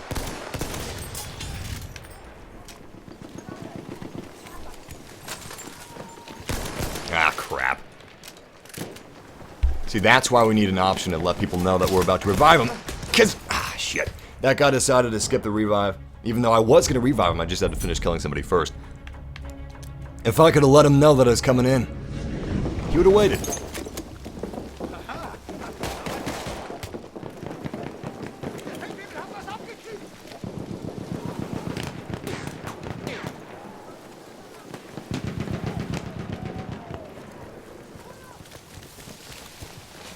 Okay, pretty clear. I could change it any second, though. Most of my deaths come from shots behind me. Or a sniper on the far edge of the map that I can't even see. I see these guys. Damn, no dice in those shots. There we go. Hey, you need some health. Hold up, hold up. Hier, Erste Hilfe. Seriously, man? Why'd you run away from the health? He's not even auto-healing yet. You're not even auto-healing yet! Get back here. Wait a second. Ah, forget about it. People. Ah, shit. They're so impatient in this game. Always acting like they got someplace to be. This is Team Deathmatch. You don't got any place to be. In fact, I'm rushing around a little too much myself. Erste Hilfe. I should be a little more tactical about this whole thing. Damn it.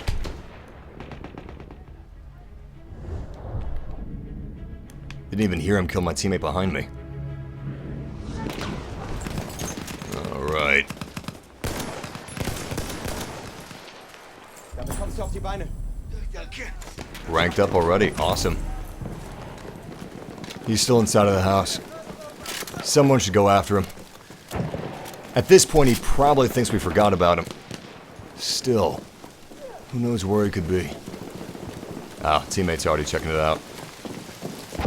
That's strange. Oh, he's dead. He's dead in the doorway.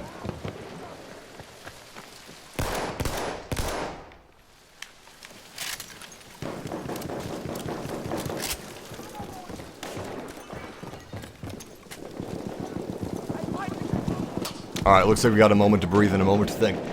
So, last couple days have been pretty awesome for entertainment. We got Battlefield 1, came out. We got 3 trailers for Nintendo Switch, for Logan, which is supposedly the last Wolverine movie. And we also got a trailer for Red Dead Redemption 2. Of these, I'm not sure which I'm most excited for. Possibly Red Dead Redemption 2, but man, Logan has the potential to be a really good movie, and I want to see a really good Wolverine movie. The Wolverine movie that we got, called Wolverine, was pretty good. It was better than Origins, that's for sure. But I feel like Logan has the potential to be like the best Wolverine movie we've gotten. And it should be. It's the last one. Double kill, incendiary grenade, I love you, man. It has the potential to be, it deserves to be, I hope it will be. The trailer was great, but Nintendo Switch also looks like it's going to be fantastic. I like their idea of having a portable console and a home console at the same time. There's a lot of conflicting information going around about the Nintendo Switch, so honestly, I would not trust any articles that you read, because in fine print, at the bottom of these supposed journalistic articles, you'll see that it says, like, none of this is verified. We actually don't have any real information about the NX Switch. This is just guesswork on our part. Oh, that's a close grenade, which actually didn't harm us that much. Best thing to do would just be to wait until Nintendo gives official word, because honestly, no one knows what they're talking about with the NX Switch. Nobody! Smart son of a bitch. Camping inside of the house. I waited for a good, like, 3 or 4 seconds to see if he was still on the other end of the backyard. He wasn't, of course.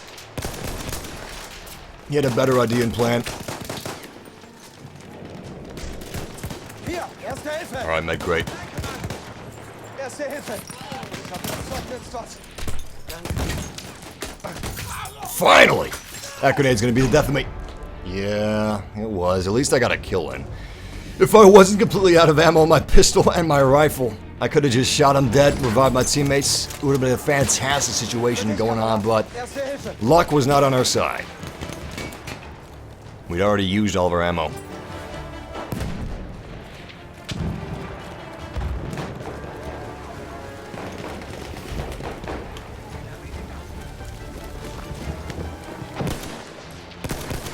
Anyway, we haven't even started talking about... Hey, last kill. We haven't even started talking about Red Dead Redemption 2. What do you guys think about Red Dead Redemption 2's trailer? I know, it was short, it didn't really tell us a lot. There were a few Easter eggs in it. Not too many, but... I kind of appreciate the fact that it didn't tell us too much. It doesn't need to tell us a whole lot, you know? An effective teaser trailer, which technically I guess it's not a teaser trailer because they didn't call it a teaser trailer. They said trailer is coming October 21st or 20th, and it wasn't even a full trailer. It was just like a minute long. And we have another battle pack. Fantastic. Squad did good. We did okay. Not our best match, but we did rank up, which is fun. And you know what? This is supposed to be a close quarters combat live stream, but wanted to skip to an operation since the entire chat room has been begging for that the entire live stream. Let's do it. You know, there is a close quarters combat operation. We can make this work. We can make it work while sticking to what we said we were going to do. And also, obeying the chat. Kaiserschlacht. That is a CQC game mode in operation. That is a CQC map. It's basically all about trenches. It still has planes. It still has tanks. But it's close quarters combat. It's trench warfare. Alright, we'll back out of this.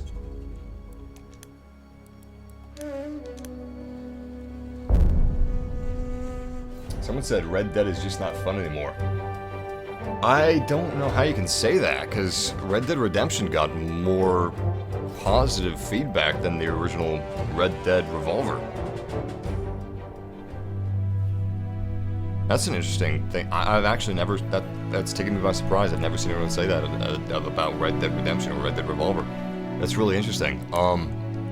Why isn't it fun anymore? The last game that we got in Red Dead was the highest rated in the series. Most enjoyed, most popular in the series. By all accounts and purposes, it seems like the next Red Dead Redemption, or the next, yeah, actually it is the next Red Dead Redemption 2. By all accounts, that should be the best Red Dead yet. The defeat of Russia in the east allowed Germany to concentrate its No, forces I don't think that we got a new Mario game. On the British sectors. The initial It may be a new Mario game that we saw in the trailer, but for the NX Switch, we saw what looked at... Well, actually, yes, I do think that that's a new Mario game, my mistake. Mario Kart, I think that that's the NX version of Mario Kart. We saw Splatoon, we saw Mario Kart, we saw Skyrim, and we saw a Mario game. I think this Mario game is going to be new. It looks like it's going back to Super Mario 64 days, which is my favorite Mario. But I think the Mario Kart that we saw is just an NX version with some new features, and that's about it. Also, Splatoon. I believe it's the same Splatoon, just with some new features, some NX features. This infernal bombardment, the noise, the smoke. The most tremendous cannonade I've ever heard. Swept round us in a wide curve of red leaping flame, quite unending in either direction. It's a whole new type of warfare, boys. Gotta be careful. They're calling them stormtroopers. Jerry's best. Got orders to leave their trenches and charge right into us. Come on, concentrate on your bayonet. Imagine it piercing the hearts of the Hun. Every last one of them. Ladies and gentlemen, welcome to Kaiserschlacht. I'm excited. I like this map. This is possibly my favorite Operations map. Operations is, in my opinion, superior to Conquest. In a lot of people's opinions, it's superior to Conquest. There's not even a reason to play Rush anymore, if you think about it. Because if you want a smaller scaled Operations, you can get that. We're playing 64-player Operations right now. But you can bump it down to 32 if you wish. Which will make it a more superior version of Rush. Okay. Everybody is in party chat. This is a huge problem in Battlefield 1. Everybody's got their squads locked, which is horrible for your team. As effective as people with mics are, you're almost better off not having people with mics and not having people in parties on your team. Because you're just going to have a bunch of closed off little loops that aren't going to be very effective. If you guys use party chat in Battlefield 1 a lot, please unlock your squads. You're not doing anyone any good keeping your squads locked. For you, first aid. It is like anti-team play.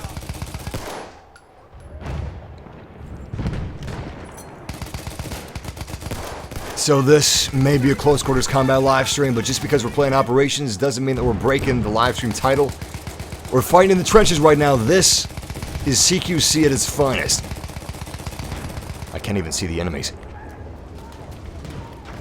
Pretty soon they'll start overwhelming us. But not yet. Is that a sniper? Yes, that is. That most certainly is a sniper. We got a nice headshot on him. Unfortunately, our bullet deflected off his helmet, so we didn't get a kill.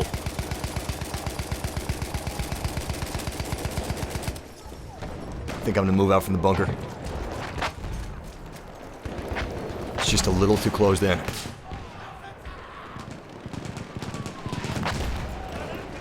Now I know I just saw it. Oh, he's dead. He's dead. Use that first aid. Incendiary grenade out. Nice.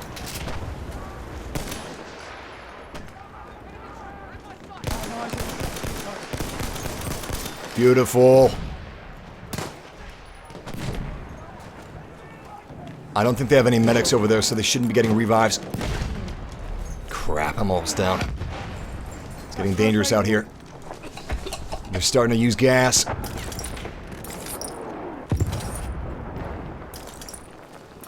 Where the heck are these guys? Wait. I see one. Thank you so much, whoever saved my butt. Somebody just took him down and saved my sorry ass. I don't know who it was, but if I did, I'd buy him a beer. Oh, great. Time to get back outside. It looks like they're actually trying to storm us from the Take southeast. that first aid.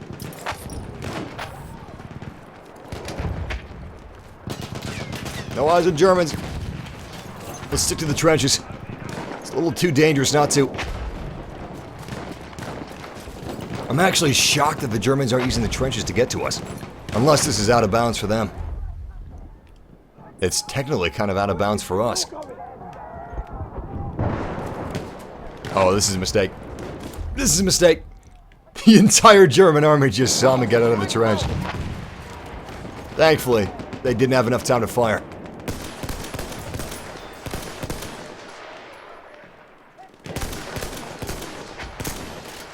Okay, now they definitely know where I am. Let's keep it tight.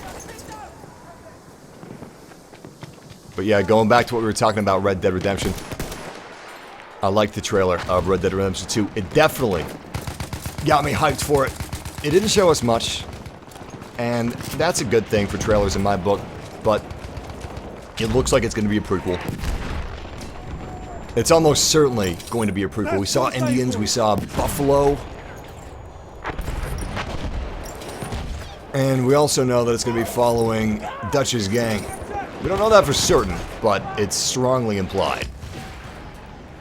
I like Dutch. I mean, he's not a good person, but he's a good character. He's interesting. I like the idea of following his gang. Back in his gang's heyday. That sounds like a lot of fun to me. What game mode is this? This is trench warfare within operations. It's pretty tough for both sides, but it plays out like a multiplayer campaign. This is PS4. Anonymous! See, man, I can you know what, I'll try. But I'm a people too. I'm not some sort of machine. I don't know how to play sniper. I'm not a sniper. Now, if I was a sniper, I'd definitely be playing sniper already, but I'll give it a shot. First aid for you. I can almost guarantee you, though, it's not gonna be good. Ooh, just like that. That wasn't good. Is he still alive? Actually, that was good. I sacrificed my life for his, but it was a good push. We pushed him back a little bit. That was a nice little engagement. We're still losing A, though. Alright, you know what? I'll switch to sniper now. What kind of guns we got? I believe we only have one weapon. Lawrence of Arabia's rifle. It's got no magnification in terms of its scope. It is scopeless. That kind of sucks. Let's switch to something with a scope. What do we have?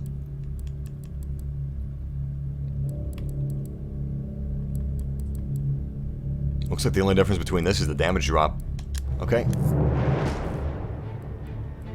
We have a scope on this. We'll use it. No bayonet, though. We don't need it. Alright. Let's spawn all the way back at B. This may even be a little close.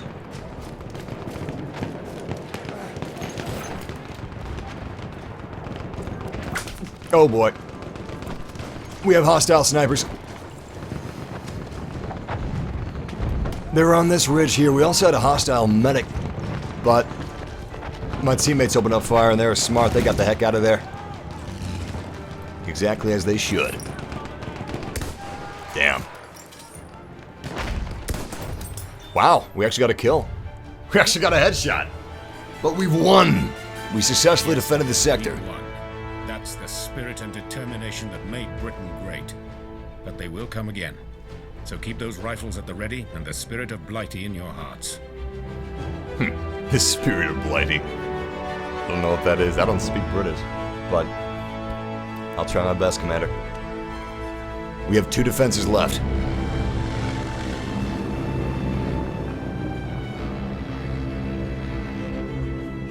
And we also got ourselves an airship. Nice. Let's see if we can hop in that plane. Ah, someone already grabbed it. They're really fast. Wait a second, wasn't that a British airship? It says it's a hostile airship. That's weird. Maybe I'm seeing things, but I'm almost positive that I saw a British airship just now. I'm weirded out. I don't know if we're getting support, or if we're getting the roughest ride of our lives. If that's an enemy Zeppelin, we may lose this sector. It's gotta be an enemy Zeppelin. Yeah, that's an enemy Zeppelin. So we can actually snipe out the guns. It's not easy to snipe out the guns, but it is possible.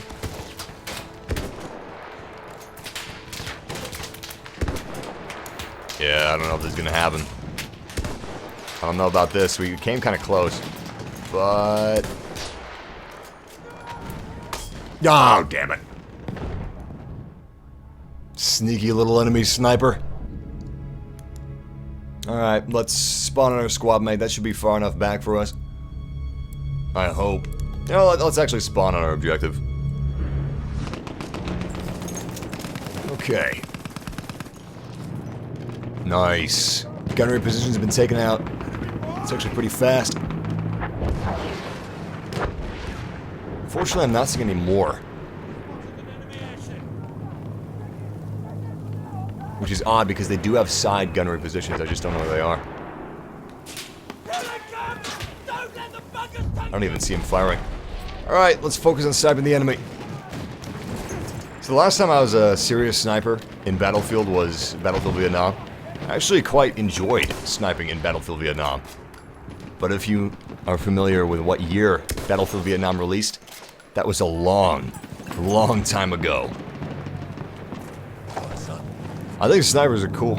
I actually read quite a few books on snipers. Fictional books. Not like real accounts of actual war events that happened. But there was this one book on a fictional sniper in Vietnam. It's called Phu Nam, which is translated roughly to The Shooter. And it was about an American Marine in Vietnam as a sniper. And he also had a spotter, which the book also focused on.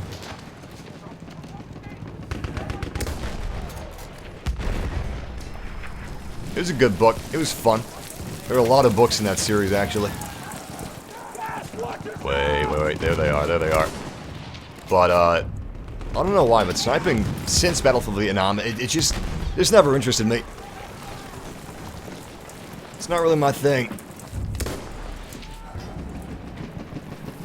Crap, we've lost a sector. Which means every single last one of us has to retreat out of that area.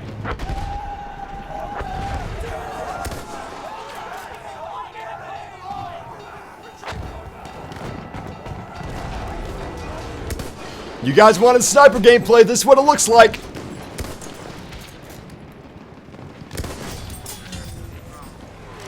Maybe at some point, ironically, we'll start to get the hang of this. Despite all of my saying the otherwise. All of my warnings. I think they're bombing our position. I can't tell. But I'm pretty sure those are bombs. Damn, hit the dirt. Okay, now they're coming in kind of close. This is actually when I get nervous. Like, legit nervous.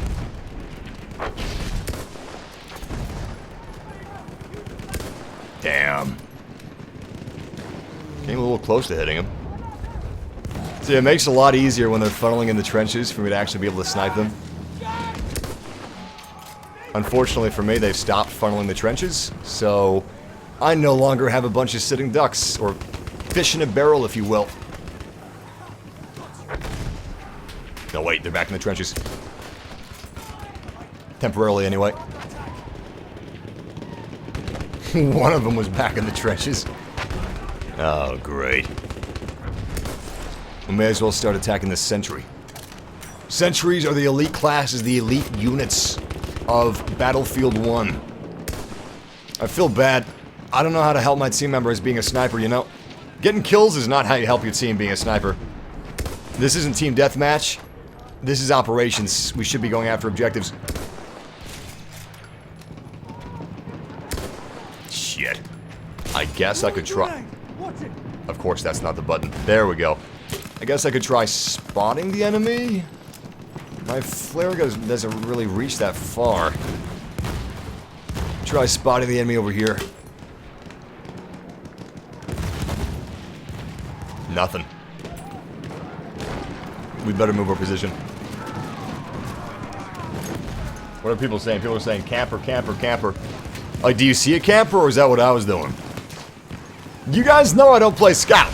You asked for this. You brought this upon yourselves. There they are. Yeah. No shot. I don't have any stationary targets. Please help.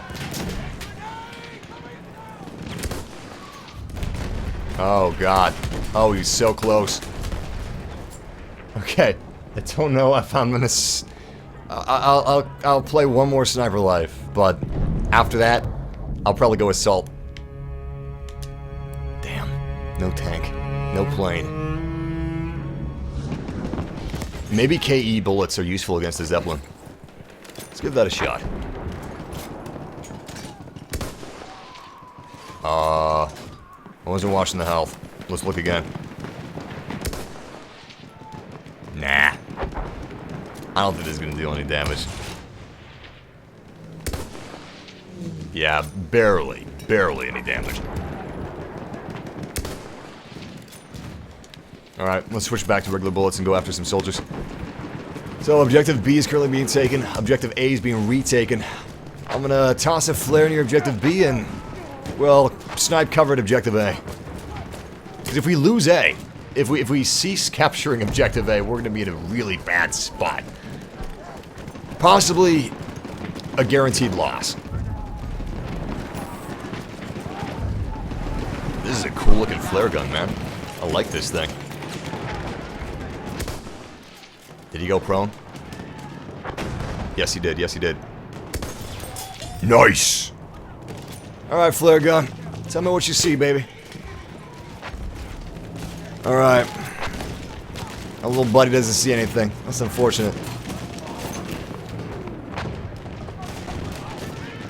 So many hostiles.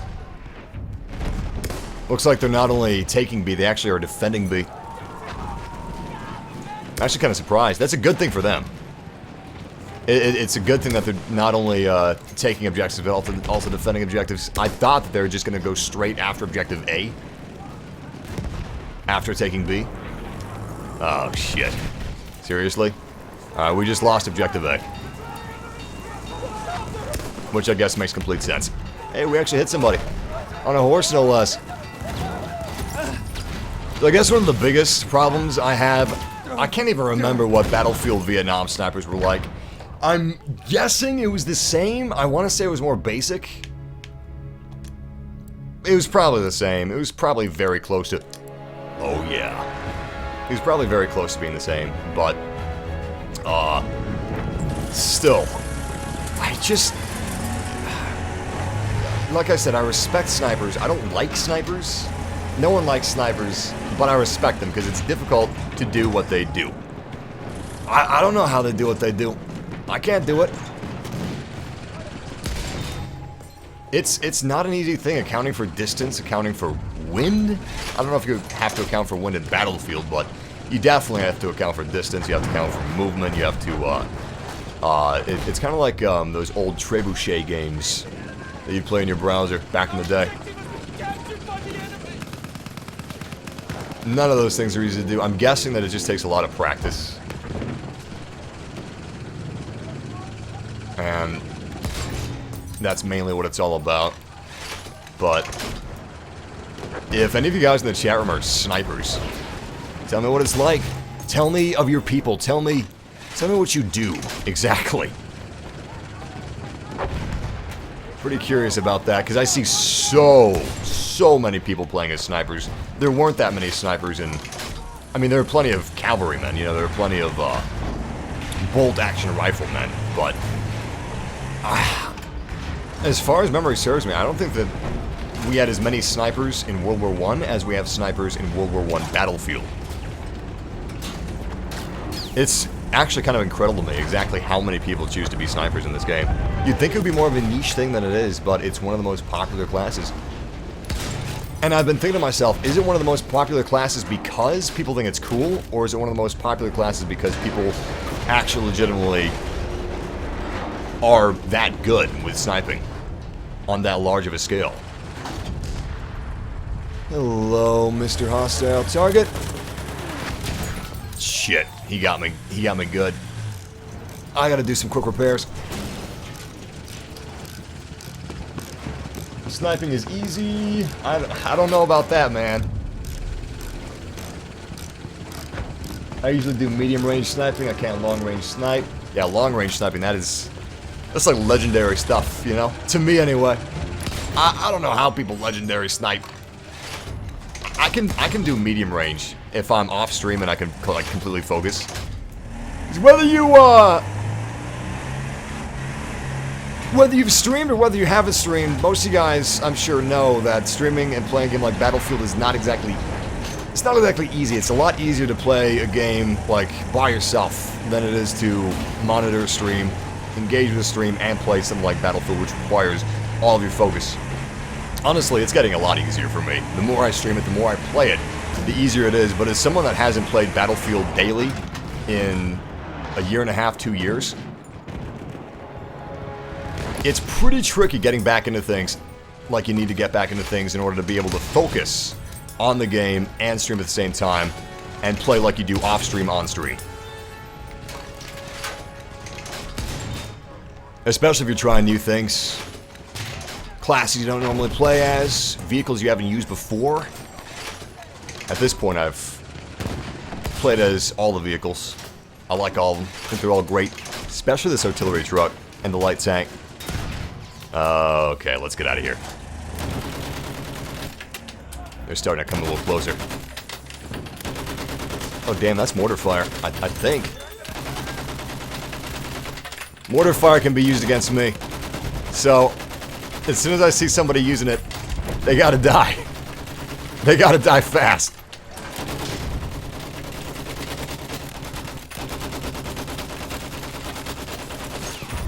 Also, people on horseback are dangerous. They're fast, they have grenades, they're hard to hit. I think they also have anti-vehicle grenades. Not sure on that front, but I do know that their grenades are surprisingly effective against tanks.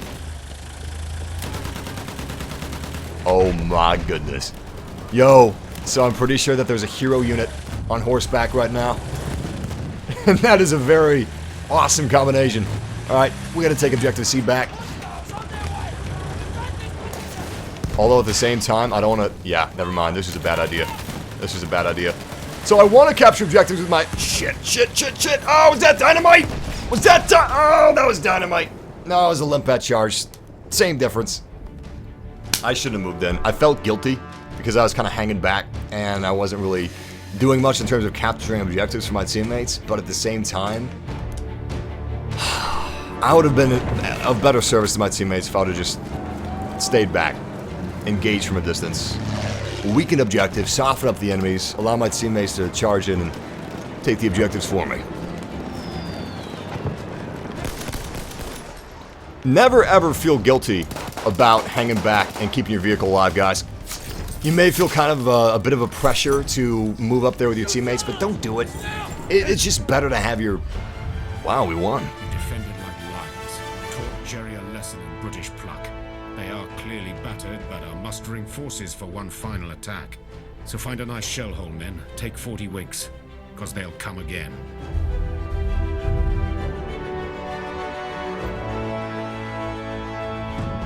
Last defense. This is the final attempt at a blitzkrieg by the Germans.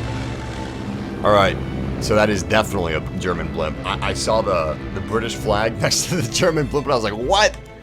But I see what's going on now. It now makes total sense.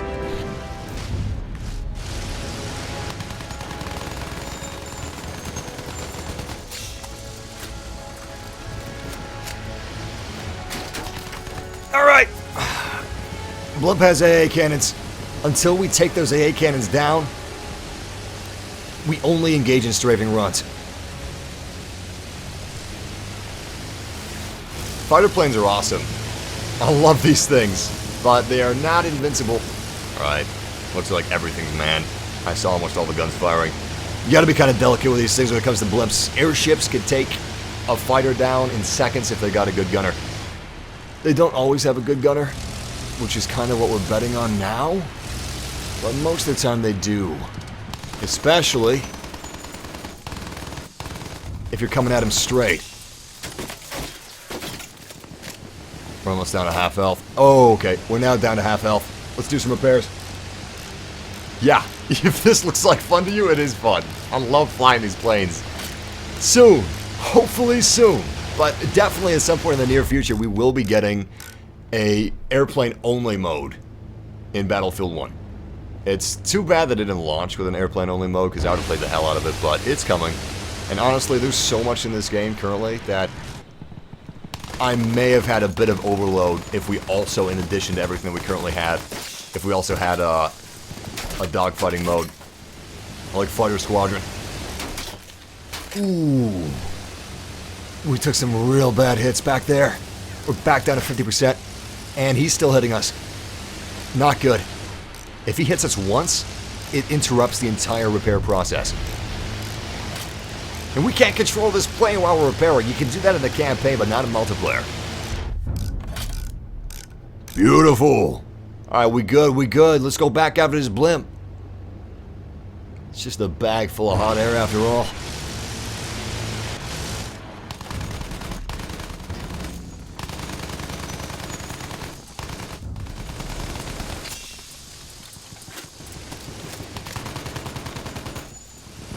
I didn't want to risk crashing it, but we could have taken that foot soldier down if we wanted to. You can actually get on top of the blimp.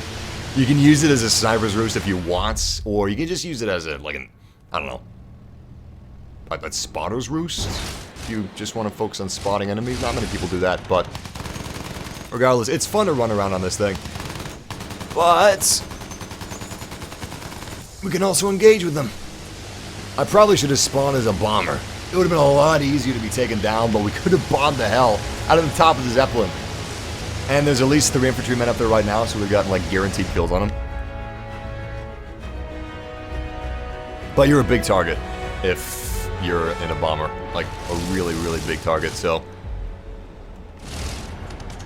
if the AA gunner on top of this blimp is worth, like, anything, you'd be dead. Guaranteed dead. Alright. Hardest way for him to hit me should be going straight up, I hope. Nope. Nope! We are now the lowest health that we have ever been. 45 armor. And we're going in for a nosedive. Damn! Not even one successful repair. Down to 24 health. Red alert, red alert. Oh my god! They did it! Oh, it was another plane. Oh, I had no idea. Well, if we would have known that, we should have gone about it differently, but I didn't realize they had another plane up there. Okay. A needs our help. Let's move in.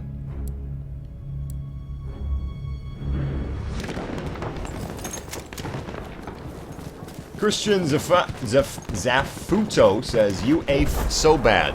Sorry. Well, Christian, and I don't really like responding to, I'm guessing he's a troll or something like that, but I'm just gonna break it down for you, Christian. I don't know if you've ever live streamed before, but if you have, you know what I'm talking about. If you haven't, then, well, I guess, of course you don't know what I'm talking about, but common sense should tell you. It's a lot more difficult live streaming and play a game than it is just playing a game. Now, if you look at my KD, like off-stream, Team Deathmatch, guaranteed, I'll get 2.0, 3.0, 4.0 KD. Now, KD isn't everything, but it's a pretty damn good guesstimate of somebody's skill. And 2.0, 3.0, 4.0 KD, that's pretty damn good. So, Christian, I'm sorry, but objectively, factually, you are wrong, man. I'm pretty good at this game. However, I'm not quite as good as I want to be at streaming and playing the game at the same time. But that takes some practice. And it's been a while since I played Battlefield daily. Of course, now I'm playing it daily, but it's been years since I played Battlefield. Holy shit, good shot! It's been years since I've played Battlefield 4 daily, so I'm just doing like a Rocky montage type of thing, get myself back up to where I was.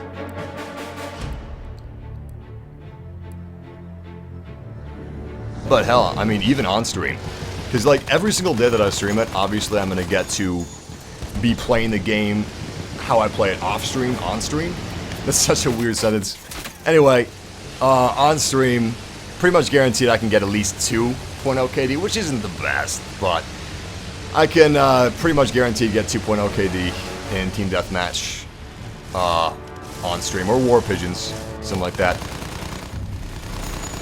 Now, Conquest, KD doesn't really... Shit, we're about to die. KD doesn't really matter in Conquest, because Conquest is objective-based, and the objective isn't getting kills. We've lost control of the plane. We should have gone down with it, but if we evacuate the plane, it gives him less points.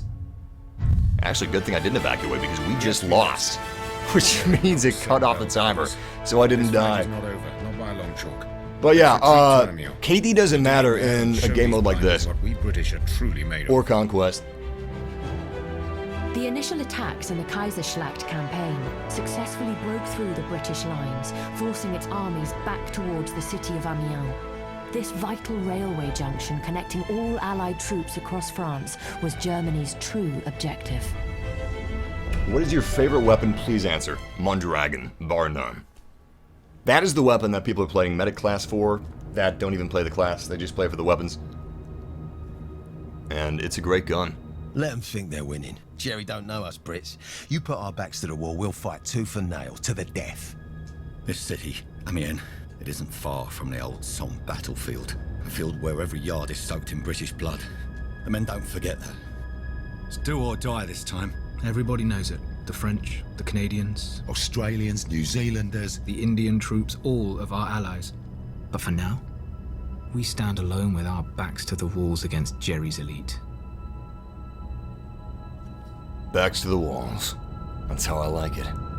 That's how you fight fierce. Now I'm gonna skip this next cutscene because hopefully, if we do skip it, we'll spawn in a tank. But after this initial introduction to the map, usually they have a cutscene telling you exactly how you need to defend, and it's almost like a campaign. It's a multiplayer campaign. I've been saying that since day one. But the reason I say it so much is because it's really huge. This is big.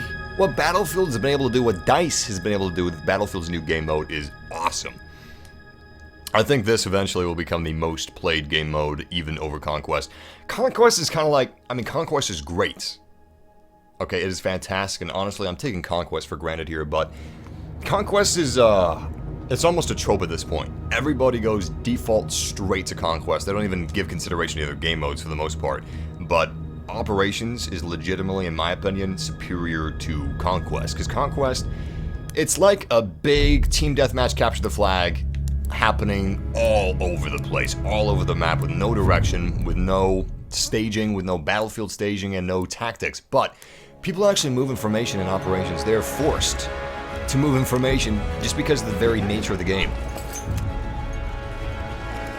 Alright. I've actually never played this map in Operations before. I've played it a lot in Conquest and Team Deathmatch, so I'm excited to see it in Operations. And what a gorgeous map this is. Great. Heavy tank! Real close! Real close! And a lot of enemies. Even closer. Good kill. Damn. So many of these bastards around us. Thank you for that. Ah! No, we almost stabbed him. Did you see that? We actually spun around to do the stab animation, but it didn't happen. Something interrupted us. We're about to lose A. Come on, respawn. Damn! We can respawn on our squad mate, though. Alright, how many enemies do we have at A? Holy crap! Oh my god! Oh, jeez. We have equal amounts friend and foe. Alright, now we have more foe than friend. Now it's back to equal again. Yo, this is insane. This building is being bombarded by artillery. We got snipers on ridges, we got gas grenades. I'm just doing everything I can to stay alive. Unfortunately, it's not entirely working. Oh! Almost got a stab in. I didn't even realize that they cleared out the house of friendlies. A's been lost. B is almost a loss. I won't be able to spawn on B in time. We're gonna lose both objectives. We'll have to move back. The entire sector's been lost to the enemy. This time, we gotta fight differently. We gotta be more defensive about it. Alright, so we're currently on top of B. And it looks like B is a little closer than... No, A is actually closer. We should probably go to A first. No, actually, A's not closer. A's closer to the center, but it's not closer to the past objectives. We stay to B. Hopefully we'll be able to see Jerry before he comes at us. I'm going to act as a medium to close-range sniper with our medic weapon. And that's an armored car. That's not good. Please don't see me, please don't see me, please don't see me. Good. We have assault troops taking it down. Oh my god, we also have a machine gun. Fantastic. As long as they don't sneak up behind us, this is going to be huge for keeping this position.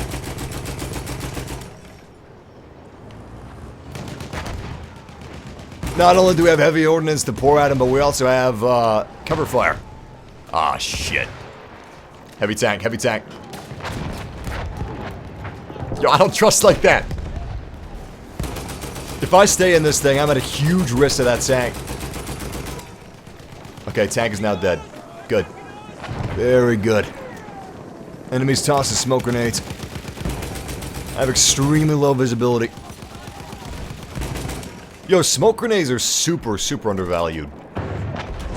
They are some of the best grenades that you can equip if you want to play objectives. They won't get you any kills, necessarily, but they are absolutely instrumental in moving up to an objective unseen and safely. Alright, the enemy has to have spotted me by now. At some point, they'll probably sneak up behind us. You gotta be aware about that.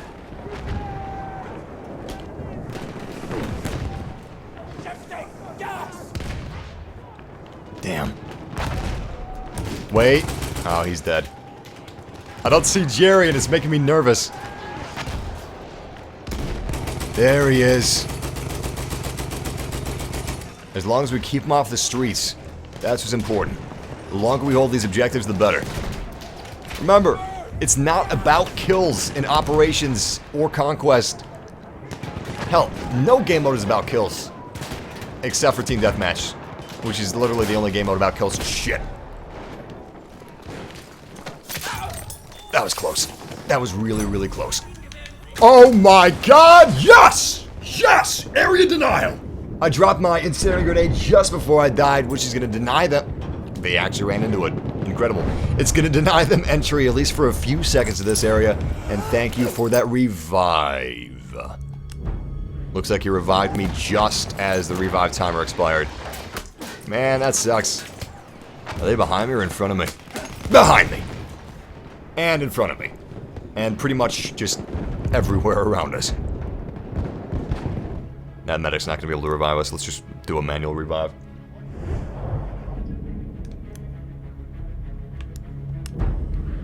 A is a complete loss. The only chance we have now is B. And B is currently being captured by the enemy. Hopefully. Oh, don't stop. Oh, don't stop. Come on, man. Move, move, move. It's not about the kills. It's about the objective. Move! Move your ass! It's Team Honest Hull SHR. I swear to God, if you do not get to A, if you do not get to B, I'm going to throw a hissy fit. Thank you. Thank you.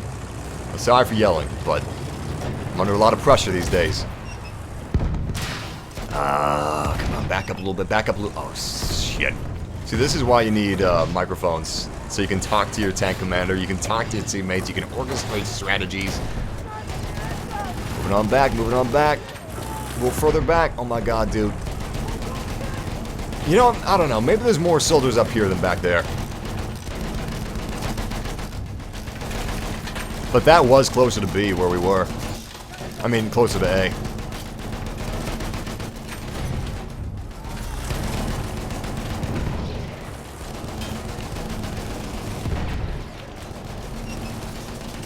Oh, crap. Don't tell me that. That is an enemy land ship. Oh, no. No chance in hell we can survive that. I'm thinking of bailing out now. Yep. Bail. Good thing, too. I'm pretty sure it just blew up. Incendiary grenade! Do some miracles! Thank you! Thank you, thank you, thank you, thank you, thank you, thank you. Okay. Okay. So far, so good. So far, so good! Damn it! That's either an enemy heavy tank or our heavy tank that the enemy captured after we bailed out. It was 9 armor, so I'm pretty sure that they destroyed it before all of us bailed out, but it's possible that they took it from us. I don't think that's what happened, but who knows. We took B back, but we're currently losing it. I'm going to spawn as anti-tank, because that's currently what's winning B for the enemy. We've got a light tank over there. I'm not going to stand for that.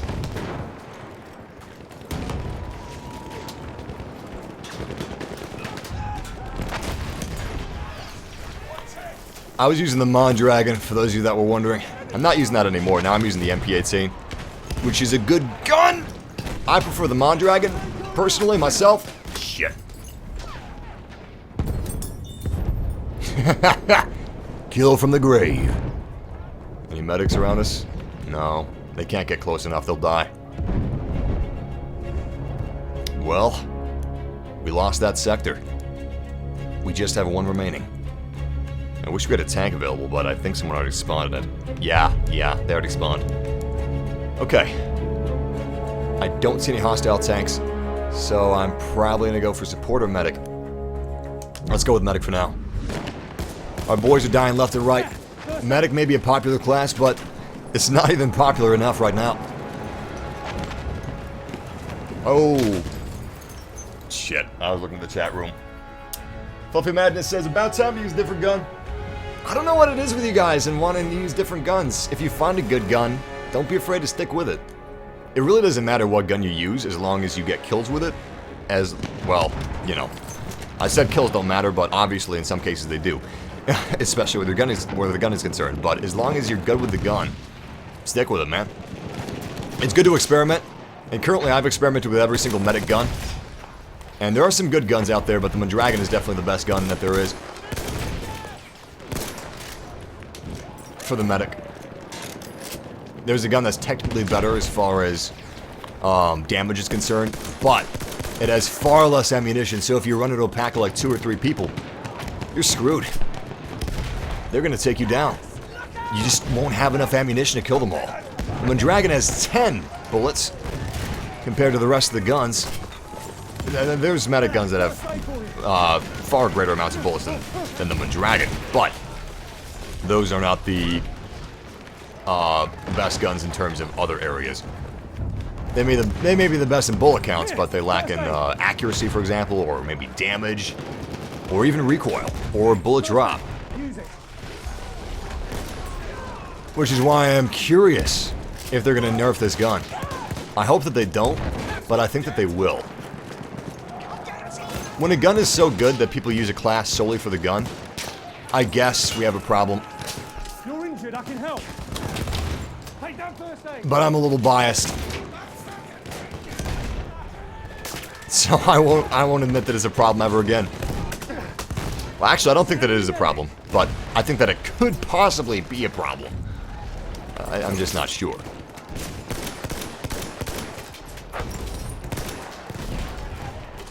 Can barely see into the smoke and fog.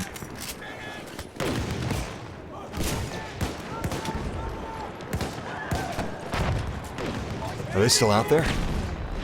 Sort of. Whoa, whoa, whoa. Yes, they are. Yes, they are. Okay, we got a lot of tanks, so I'm going to switch to assault. Actually, wait. Wait. Oh, he ran past me. Wait.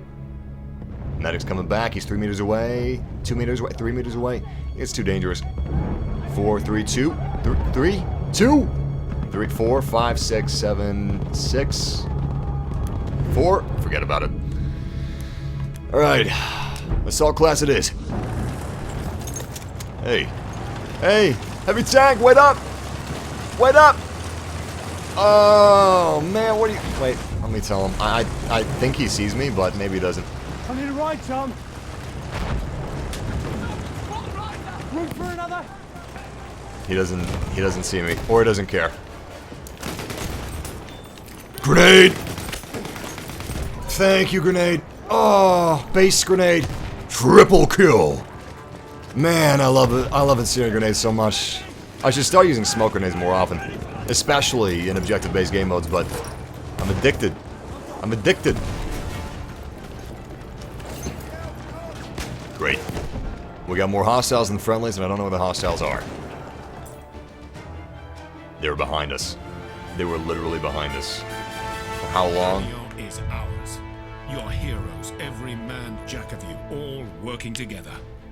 That's the secret of British greatness. Haig can cease his panicking. This war will soon be won. With Germany now controlling the vital railway hub of Amiens, the Allied armies in France would have been divided. And if Paris were to fall, the surrender of France would likely follow.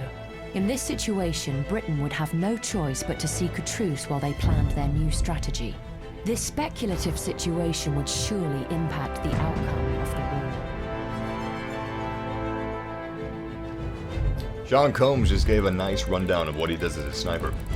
He recons and surveys enemy strong points and relays intel back to his team, along with tanks, helicopters, well, obviously, you know, not in Battlefield 1, but along with armored infantry. He also checks that out with spotting and his different sniper gear. Yeah, I guess it is called a scout class, so that does make sense that it would be like huge with scouts and scouting, but maybe I'll give another shot to snipers. I'm not sure. I think I'll probably stick with assault, support, and medic though. Pretty good match. Not too bad. We got 12 out of 35. Wait, 35. 39. How many people can you have in operations? I thought it was 64 total. Something weird is going on here. Anyway, we got ranked 12 out of 35, which is pretty good. We got a KD of 2. At least I think it said 2. I'm not sure what the game considers 2. Yeah, technically we got a KD of 2, and we only revived 1 person. Oh, that was fun. I enjoyed that. Regardless, unfortunately, that is going to be our last match of the day, because I have to continue finishing our Battlefield 1 guide. It's pretty comprehensive. I think that I've actually hit every single thing that you need to get started in Battlefield 1, veteran or not. I've compiled a comprehensive list of every single tip to deal with general movements, general aiming, uniform aiming, some of the more advanced options as far as aiming and sensitivity is concerned, the more hard to find tips about classes like medic, support, assault, and even scout in some cases, although I don't know that personally, so that's going to be a little lacking. Comprehensive stuff about the UI, maps, general role-based stuff, general objective-based stuff, and some of the lesser-known advantages of going after objectives in certain ways throughout different game modes. Regardless, I'm going to finish that hopefully today, and I may have that guide live tomorrow. But I'm pretty sure I've included absolutely everything possible. I don't like making a million guide videos and having you guys have to watch like 10 guide videos to get yourself started. Just one. Have it be short, you know, have it be comprehensive, but still packed with absolutely everything you need in an orderly fashion so you know exactly where the information is and it's cohesive, instead of spread across 10 different videos. This ain't a guide channel, this is a no-nonsense channel. Regardless, thank you guys for joining me for this adventure through Battlefield 1. It's been close quarters combat. It's been a little shorter than our other streams. It's been about 2 hours and 20 minutes instead of like 5 hours, but I gotta give my voice a rest every now and then. Regardless, if you guys want to see more Battlefield 1, if you want to see more live streams in general, join our fam, leave a like. It helps out. I appreciate you guys, and now I'm going to thank you guys for joining me throughout this experience. I'm going to grab my phone. We're going to do 2 minutes of shoutouts. So if you're new to the fam, if you just subscribed, I'm giving you a special shoutout. A very special shoutout. Let's do this thing. Alright. Shoutouts starting in 5, 4, 3, 2, 1, and... Hold on. iPhone's freezing up. iPhones, am I right? Okay, now it's ready. Shout out to Lucas Loyal. Shout out to Charlie Garcia, Violet Moon. Shout out to the Q Worm. Shout out to Econobi75. Shout out to Tierman, LCF 2004. Shout out to Charlie. Shout out to Pegasus Gaming. Hugs for Drugs 420. Shout out to Anton Brand. Shout out to... Who else we got? The Mew1235. Thank you for the compliment, man. Shout out to Josh Girding. Shout out to Riley Steffens. Back off, son. Shout out to Jason Mink, Alex Stern, Tony Blah. Shout out to Sam Ozo 28. Shout out to Tom Mickles. And shout out to Legends Never Die Gangsters. Shout out to the Mew. Shout out to Sarlacc Pit Flickfire. Shout out to Nanika X. And this may be the second time I'm mispronouncing your name. I'm sorry if it is. Shout out to Jackson Howe. Shout out to Rodolfo Castro. Shout out to Rudy Castro. Shout out to Papu Left Shark. Shout out to Man Deep. Shout out to Akeen the Troller. Shout out to Michael Parson, Lincoln Knott, CJM Cousins, Jeffrey Siga Ann. That's probably not how I pronounce that. Let me try that one more time. Shout out to Jeffrey Siga-Ann. That's the first time I've seen that name. I'm sorry, man. Shout out to Jesus Caro. Shout out to Laura. Shout out to Sticky Tube. Shout out to Juan Ellis. Shout out to Lachlan Bridgeford. Shout out to Keto Pang. Shout out to RJ Dim. Shout out to Laura Nielsen. Shout out to the Blackfish. Shout out to Greenblade 91. Shout out to Pork Chop. Piggy Pork Chop. Shout out to EDSTR 0M Gaming. Edstrom Gaming. Shout out to Obi-Wan No Scopy 5. Shout out to... wait, what was that? That's the New Hope. What was I saying? Shout out to Obi-Wan No Scopy 4. Shout out to MC Anthony. Jackery's Football. Master Killer. Shout out to Laraz. Shout out to Keanu Gibson, who just joined the fam. Shout out to It's Alex. Shout out to Shrio Da. Shout out to Asai Parit. Buck Richardson. Professor Albert. Blueberry Panda 33, Junko, and Oshima. Shout out to Cameron's Music. Shout out to Lucas. Shout out to Naomi Phoenix. Shout out to Samozo. Shout out to... Who else we got? Max Z. Hammerscats 4. Alphabetical Toast. That's a very interesting name. Iron Core Gamer. Shout out to Finn Keenan. Shout out to Wolverine. Shout out to Silent Phoenix. Shout out to Clay Neon. Shout out to David Outwicker. Shout out to Tin Man 85. Shout out to Manic Mechanic Man. Travis Collins. Shout out to Eddie Sabala. Shout out to Pegasus. Shout out to Love Vaping 777. Harney. K Swiss. Sarah Tilly. Shout out to Arcade Nostalgia. Shout out to Green Runner. Shout out to... let me try this. Give me a second to prepare. Silence while I give myself time to prepare. Noha Abusham. Shout out to Noha Abusham. Damn it! I thought I got it right, but I know that's wrong. Just deep down, I know it's wrong. I don't even know how to pronounce it, but that's wrong. Noah Bouchand. Shout out to Noah. I don't even know if I'm pronouncing that correctly. I'm trying though. I'm giving it a shot. Shout out to Green Runner who just joined the fam. Shout out to Rowan. Shout out to Anthony Calvary. Shout out to Jaggeries. Iron Core Gamer. Too savage for you. Shout out to Logan. Cynthia. Dion Hopper. It's Jake.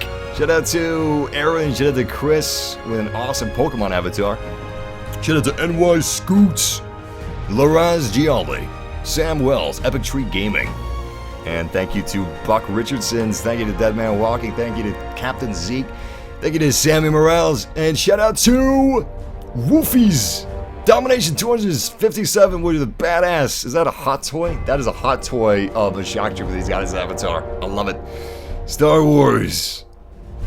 More Star Wars Battlefront coming soon, by the way. Shout out to QPlaw88, Vishwa Helpy, Brian Kennard, Billy Joe HD. Yo, Massive, how do you get battle packs? Just by ranking up. You can't even buy them anymore, which is great.